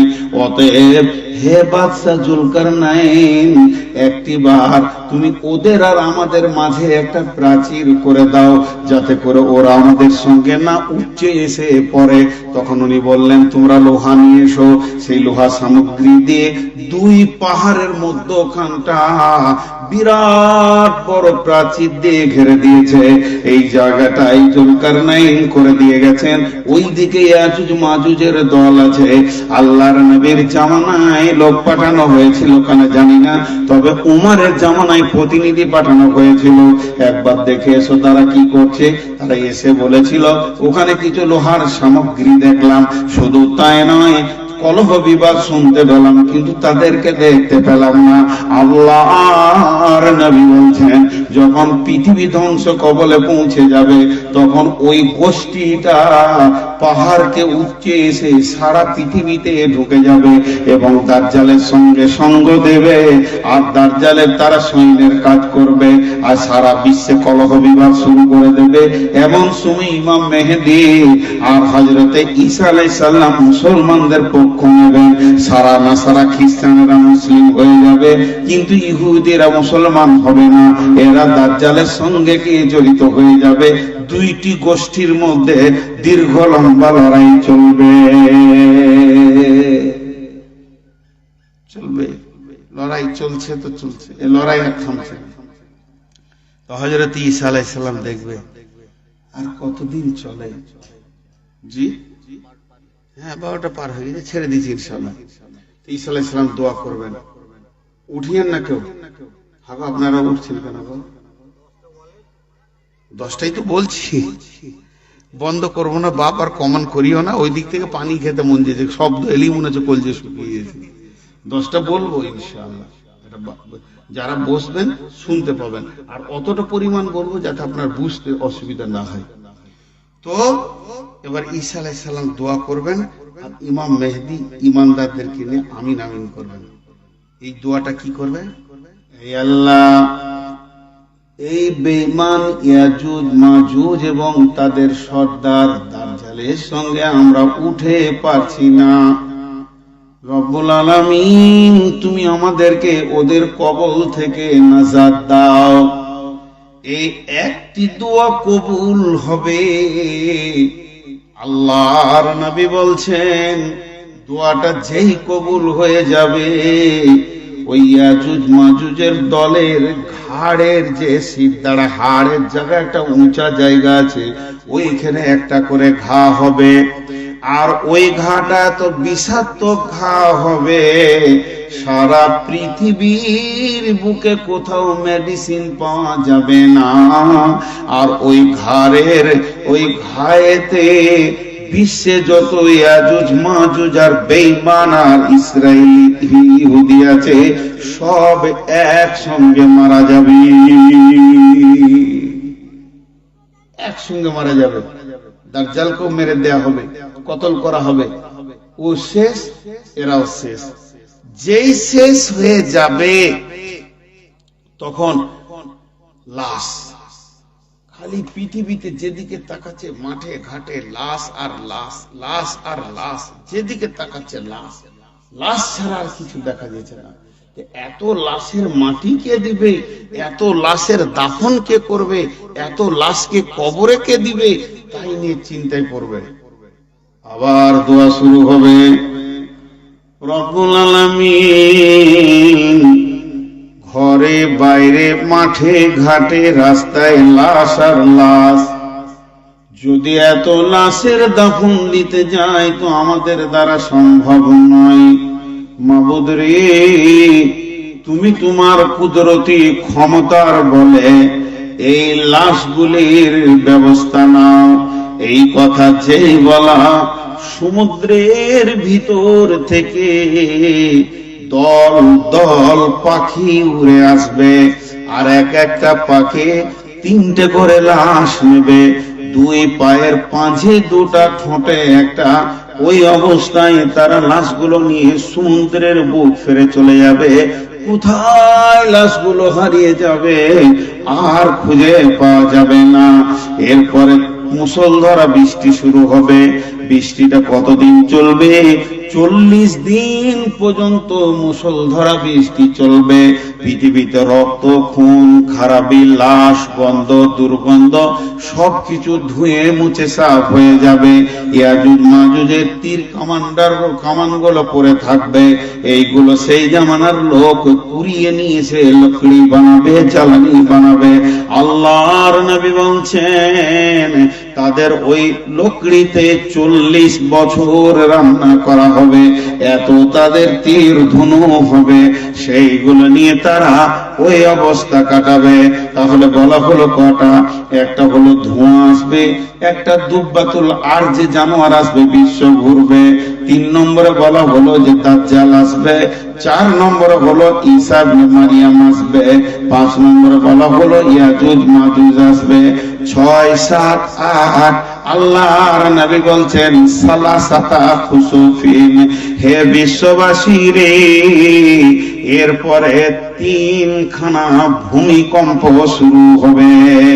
খুসুফিল মাগরিবি, খুসুফিল মাশরিকি, খুসুফিল জাজিরাতিল আরব। আল্লাহর নবী বলছেন 3খানা ভূমিকম্প হবে। খুসুফিল মাশরিকি, একটা পূর্ব দিকে ভূমিকম্প গুরগুর গুরগুর গুরগুর করে পশ্চিম দিকে চলে যাবে, এত ভয়ানক ভূমিকম্প হবে, সারা বিশ্বটাকে হিলিয়ে দেবে, নড়িয়ে দেবেন। তারপর আবার পশ্চিম দিক থেকে শুরু হবে, গুরগুর করে পূর্ব দিকে চলে যাবে। 2টি ভূমিকম্প যখন শেষ হবে, 3 নম্বর ভূমিকম্পটা জাজিরাতিল আরব বলা হয়েছে, আরবের সমুদ্র উপকূল থেকে হবে। এই 3 নম্বর ভূমিকম্প যখনই শেষ হয়ে যাবে, আল্লাহর নবী বলছেন তাখরিজু ওয়া তুলু'ইস শামসি মিনাল মাগরিবিহা, 9 নম্বরে পশ্চিম দিকে সূর্য উঠে যাবে। আর যেই পশ্চিম দিকে সূর্য উঠে যাবে, সেই সব তওবার দরজা বন্ধ হয়ে যাবে, আর তওবা কাজে লাগবে না। পশ্চিম দিকে সূর্য উঠে গেল মানে তওবার দরজা বন্ধ হয়ে গেল, এখন তওবার দরজা খোলা আছে। হাজার গুনাহগার আল্লাহর কাছে কাঁদলে আল্লাহ মাফ করবেন। তো এখন তওবার দরজা খোলা আছে, কিন্তু পশ্চিম দিকে যখন সূর্য উঠে যাবে, আল্লাহর নবী বলছেন ওয়া তুলু'ইস শামসি মিনাল মাগরিবিহা, পশ্চিম দিকে সূর্য উঠে যাবে। আল্লাহর নবী এরপরে বলছেন ওয়া তাখরিজুন নারা বিল ঈমান, ওয়া তাখরিজুন নারা বিল ঈমান তাদরিসুন নাসা ইলাল মাহশার। কেউ বলেছে ঈমান বলতে ঈমান প্রদেশ, আর কেউ বলেছে ডান দিক। আমরা দিক কি করে হিসাব করি? সূর্য ওঠার দিকে মুখ করে দাঁড়ালে ডান দিক হয় দক্ষিণ দিকটা, বাম দিক হয় উত্তর দিকটা, পেছন দিক হয় আপনার পশ্চিম দিকটা, সামনে দিকটা পূর্ব দিক হয়। এটাই আমাদের হিসাব। যে বলেছে ডান দিক সে বলছে দক্ষিণ পৃথিবী থেকে, আর যে বলেছে ঈমান মানে ঈমান দেশের কথা আল্লাহ বলেছেন, সে বলছে ঈমান দেশ থেকে একটা আগুনের শিখা বের হবে।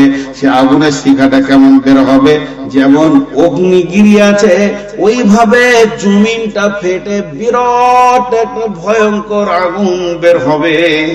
আগুনের গোলা বারুদ চলবে সেখানে, সেটা আবার 2 ভাগে বিভাজন হয়ে যাবে।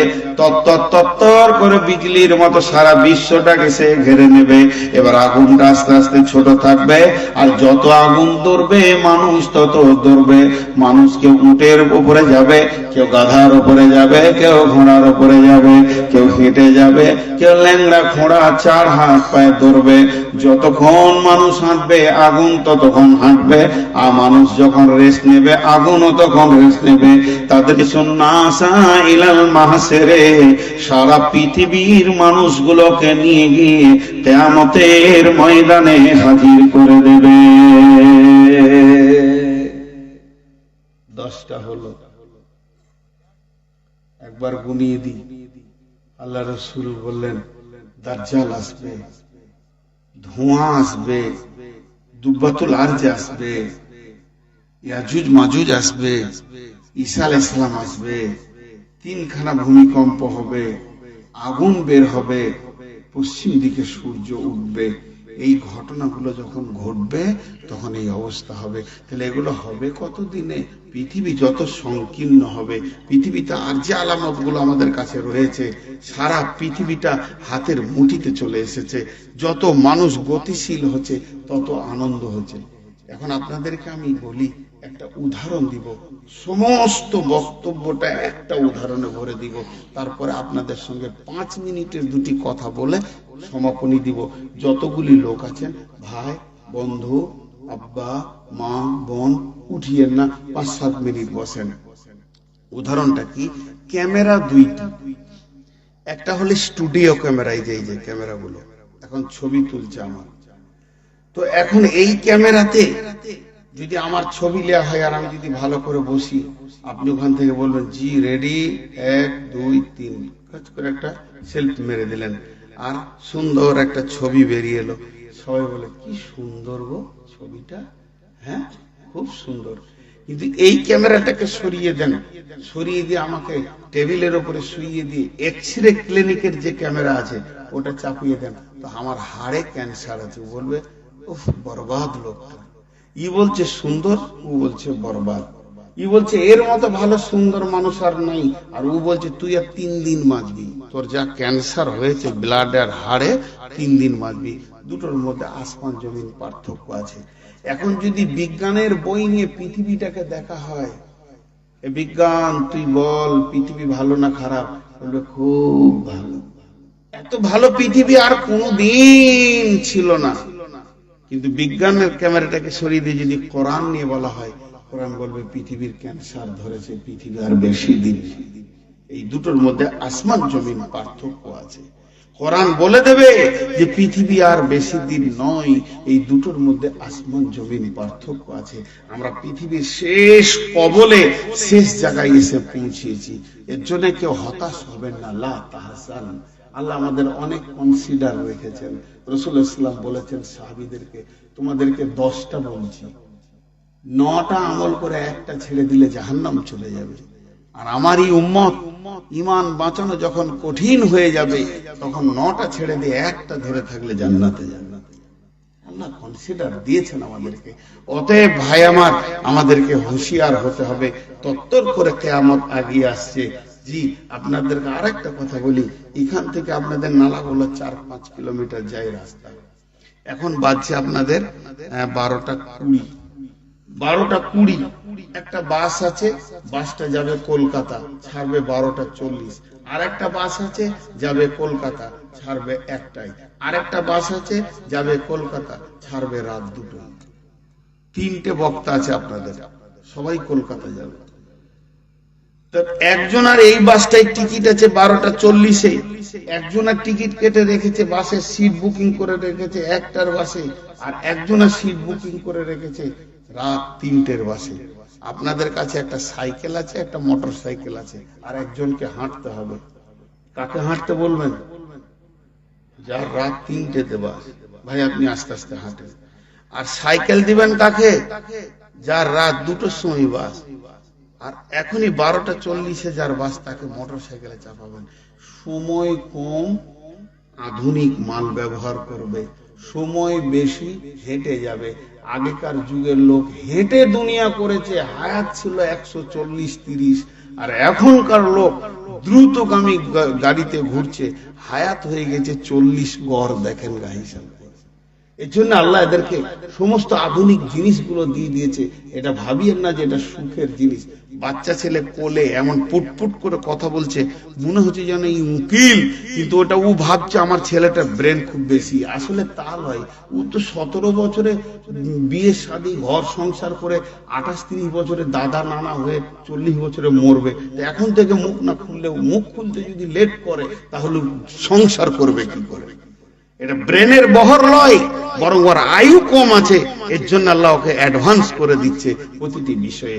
তাই আমি আজকের বক্তব্যের টোটাল সারাংশ এটাই, যে কেন এইগুলোকে বললাম, এগুলো বলার কারণ কি, এগুলো বলার কারণ কি, এগুলো বলার কারণ কি, এই কারণটা বলে দিয়ে আমি আপনাদের সঙ্গে 5 মিনিট কথা বলবো। এখানে ধান মেলা আছে, এখানে গম মেলা আছে, এখানে সরিষা শুকাইতে দিয়েছেন, এখানে কিছু জব শুকাইতে দিয়েছেন, এখানে কিছু ছোলা শুকাতে দিয়েছেন। পূর্ব দিকে কালো মেঘ উঠেছে। বলেন যার যার মাল আছে সে দৌড়বে না? আল্লাহ রসুল কিয়ামতের আলামত গুলো কেন বলেছেন জানেন? ইমানদার তোর মালকে, ইমানকে গোটায়। এগুলো যখন চারিদিকে দেখবি যে চলছে, তখন ইমানদার তুমি নামাজ রোজাকে রেডি করো, ব্যাগকে রেডি করো, পৃথিবী ছাড়তে হবে, যেতে হবে। অতএব তুমি আর অবহেলায় সময় কাটাইও না। এর জন্যই এই কথাগুলো আজকে বললাম। আজকের বক্তব্য শেষ। 5টা মিনিট টাইম দিচ্ছি, 6 মিনিট করব না আপনাদের সঙ্গে। এই যে কালেকশন, আল্লাহর গোলাম কেউ আছেন, উঠবেন না কিন্তু, যিনি উঠবেন এখান থেকে তার পায়ে ধরে নেবো, বেজ্জতি হয়ে যাবেন কিন্তু। আমি আপনাদের মাপ চাইছি, 5টা মিনিট টাইম দেন। 5 মিনিট হলে আমি দোয়া পড়ে দেবো, আপনারা উঠে যাবেন। কেউ আছেন 5000 2000 দেনেওয়ালা? আসলে আমি তো বর্ধমানের, আমাকে দিবে না, পাশের গায়ে বিশ্বাস বেশি। জি কেউ আছেন? 1000 2000 500 মা বোন, 1000 2000 500। জি আমি একটা দোয়া দিচ্ছি সারা বিশ্বে মুসলমানদেরকে জন্য। এটা সব জালসাতে আমি এখন শুরু করে দিয়েছি, বিশেষ করে ফিলিস্তিনিদের জন্য। আপনারা আমিন বলবেন। 500 টাকা একজন দিয়েছেন, 1000 টাকা ছিল কিন্তু দিবেন, 1000 টাকা দোয়া করব। জি আল্লাহুম্মা ইগফির লানা ওয়া লিল মুমিনিনা ওয়াল মুমিনাত। আগমন বলে কোন জিনিস আছে? কোন ধরনের কথা বলছেন? কত? দুবার বললেন 20 কেজি, তাহলে একবার কত হয় মাস্টার মানুষ? জি 40 কেজি দেন। আর কেউ আছেন ভাই আমার? দেন আল্লাহর রাস্তায়। আল্লাহু আকবার। দেখেন কত কষ্ট করে দিল, আরো আছে টাকা, চেপে চেপে ধরছে, দিবে না। জি আর কেউ আছেন ভাই আমার? জি আল্লাহর গোলাম কেউ আছেন? রাসূলের উম্মত। দেখেন ভাই, আবার একটা জিনিস অন্ধতা আপনাদের দূর করে দিই। অনেকের ধারণা যে আমি এখানে জালসায় এসেছি, আবার চকশব্দের করে কি বয়ান করব, এগুলো ভুল ধারণা, এগুলো ভুল ধারণা। তবে ওখানকার কমিটি কিছু বলেননি। কমিটি যথেষ্ট আমাকে ফোন করেছেন, আসবেন কখন, কিভাবে আসবেন জিজ্ঞেসও করছে। আর চকশব্দেরপুর আমার পুরাতন জায়গা, ওখানকার কমিটিও খুব ভালো, খালি মুরগা খায়, সবজি করে না। জি আবার বলবো এটা খান ওটা খান। জি তো আবার দেশি ডিম খুব পাওয়া যায় ওখানে। চকশব্দের কমিটিও খুব ভালো। ওয়ালাইকুম আসসালাম। আপনাকে চিনা চিনা লাগছে, আগে দেখেছি কোথাও। 1 মণ ধানে আর টাকাটা দেখতে পেয়েছি আমি, টাকাটা দেখ, আর 100টা টাকাও দেন ধার করেন, ধারলেন আমি ধার দিছি। জি ভাই আর কেউ আছেন? দেখেন আপনাদের সঙ্গে কথা আমার 3 মিনিট ক্রস হয়ে গেছে, আমি ঠিক 5 মিনিটে বলবো যে হ্যাঁ হয়ে গেছে। লিখেন 1 মণ ধান। ভাই আপনাদেরকে এবার শেষ কথাটা বলে দিয়ে, হাতের 1 মিনিট আছে। সেটা হচ্ছে যতজন লোক আছেন এর এই ফকিরের হাতে কিছু দিয়ে তারপরে যাবেন। 10 টাকা হলেও আমি নিব। আমার নাম নবাব, কিছুদিন নাই অভাব, ভিক্ষা করার স্বভাব, বুঝলেন? আপনি 10 টাকা হলো দিব। আমার খালা, আমার বেটি যতগুলি আছেন আজকে, আমার বেটিদের কাছে 10 টাকা হলেও নিব আল্লাহ রাস্তা। আচ্ছা এই কাউকে পাঠাও মেয়েদের কাছে, জানতো ভাই একবার। আর আপনারা 10 টাকা হলো দিবেন। আর ইউটিউবাররা যদি টাকা না দেয়, তাদের এই মাইক্রোফোন গুলো আটকে দেবো। উঠিয়েন না, খুব ভালো লাগলো, এরকম লোক কোথাও দেখতে পাই না। আর আমার কাছে 1 মিনিট আছে হাতে। ওয়ালাইকুম আসসালাম। আমি দোয়া পড়বো। আচ্ছা এখন দোয়াটা করি, ফিলিস্তিনিদের দোয়াটা করি, তারপর শেষ দোয়াটা করবো। আল্লাহুম্মা ইগফির লানা ওয়া লিল মুমিনিনা ওয়াল মুমিনাত ওয়াল মুসলিমিনা ওয়াল মুসলিমাত ওয়াল্লিফ বাইনা কুলুবিহিম ওয়াসলিহ যাতা বাইনহিম ওয়ানসুরহুম আলা আদুব্বিকা ওয়া আদুব্বিহিম। আল্লাহুম্মা লানিল কাফারাতাল্লাযীনা ইয়াসুদ্দুনা আন সাবিলিক ওয়া ইউকাযযিবুনা রাসূলাক ওয়া ইউকাতিলুনা আওলিয়াআক। اللهم خالف بين كلمتهم وزلزل أقدامهم وأنزل بهم باسك الذي لا تردوه عن القوم المجرمين। জি ভাই আর অল্প টাইম আছে। 1 মণ ধান 100 টাকা দেন। টাকা খালি টাকা দেখে তো ভালো লাগে কেন জানি না। এখনই তো বলছি যে টাকা এত কেন লিছে, কোন বিপদে পড়েছি বাপ। জি আমার কষ্টটা তো কেউ বুঝবে না। জি আর কেউ আছেন? জি আল্লাহর বান্দা, মাশাআল্লাহ, দোয়া করবো ইনশাআল্লাহ। ভাই আপনারা উঠছেন, ঠিক আছে, আমি দোয়াটা পড়ি, সবাই পড়েন। সুবহানাকা আল্লাহুম্মা ওয়া বিহামদিকা আশহাদু আল্লা ইলাহা ইল্লা আনতা আস্তাগফিরুকা ওয়া আতুবু ইলাইকা। আমি কিন্তু উঠবো না, বসে থাকবো, খালি ওই 10 টাকাটা লিয়ে এই ওখানে আছে না, দিয়ে যান না ভাই, 10 টাকা 50 টাকা 100 টাকা দিয়ে যান, দেখেন ভাই আল্লাহর জন্য দেবেন, আল্লাহর ঘরে দেবেন, আল্লাহ খুশি হবেন। জাযাকাল্লাহ হাইয়াকাল্লাহ। এটা কালেকশন মসজিদের হচ্ছে না? মসজিদের হচ্ছে। আচ্ছা আমি একটা কথাই মসজিদ কমিটিকে বলছি, ঈদগাহ, আচ্ছা এই মসজিদ কমিটি কে আছে? মসজিদ কমিটি আমাকে আবার দেখা করবেন, আর আমি একটা কথা বলে যাবো, এটা স্মরণ রাখবেন। জাযাকাল্লাহ। হে আল্লাহ, তোমার বান্দাদের দানগুলো তুমি গ্রহণ করো, যে যা নিয়তে দান করছে নিয়তকে তুমি পুরা করো, হায়াতে তাইয়্যিবা দাও, রুজি রোজগারে বরকত দাও, হালাল উপার্জন করো তুমি তৌফিক দাও রব্বুল আলামিন। যে যা নিয়তে দান করছে নিয়তকে পুরা করে দাও। তোর বান্দা যে আজ দান করেছে তোর এই দরবারে রহমতের ভিক্ষা দিয়ে দে রে মাওলা দে।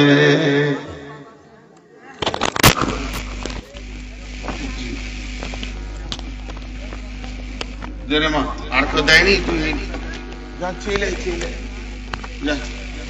মাশাআল্লাহ রব্বুল আলামিন, তোমার বান্দাদের দানগুলো তুমি কবুল করো, যে যা নিয়তে দান করছে নিয়তকে পুরো করে দাও, হায়াতে তাইয়্যিবা দাও।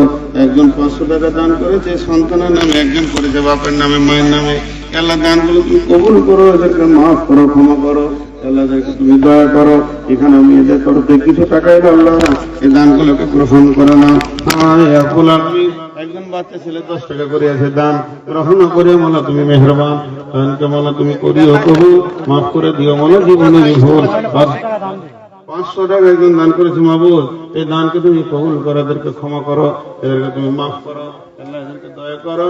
আমিন আল্লাহুম্মা আমিন। আসেন, যদি কিছু থাকে তো দিয়ে যান আল্লাহর রাস্তায়, হাতে দেন। মাশাআল্লাহ, আমি বসে আছি, আমি এখনো উঠিনি। মাশাআল্লাহ, এই আল্লাহ তুমি আমাদের দানকে গ্রহণ করো, কবুল করো, মাফ করো, ক্ষমা করো, দয়া করো রব্বুল আলামিন। যে জানিতে দান করছে নিয়তকে তুমি পুরা করে দাও, হায়াতে তাইয়্যিবা দাও, রুজি রোজগারে বরকত দাও, হালাল উপার্জন করো তুমি তৌফিক দাও। আমিন। মাশাআল্লাহ, চকসুদ্দেপুর মাদ্রাসা ইনশাআল্লাহ আগামীতে আল্লাহ যদি বাঁচিয়ে রাখে, মরে না যায়, রোগ না হয় তা আসবো। আর ছেলেগুলো খুব ভালো, ছেলেগুলো খুব খিদমত করে, অন্য জায়গায় এরকম পাই না। জি মাশাআল্লাহ। আর কেউ আছেন? জি জি, আসসালামু আলাইকুম। না কেটে পড়ো, মনে চলে যাবো আমি।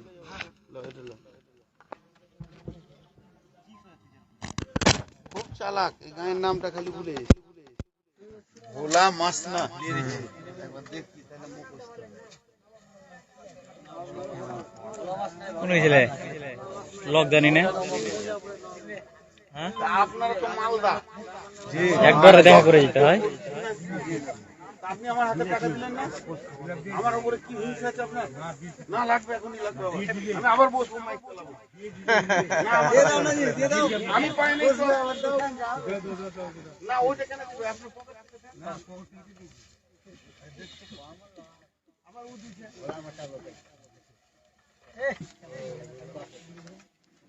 দোয়া করবেন। 500 টাকা নিতে হবে না একটু?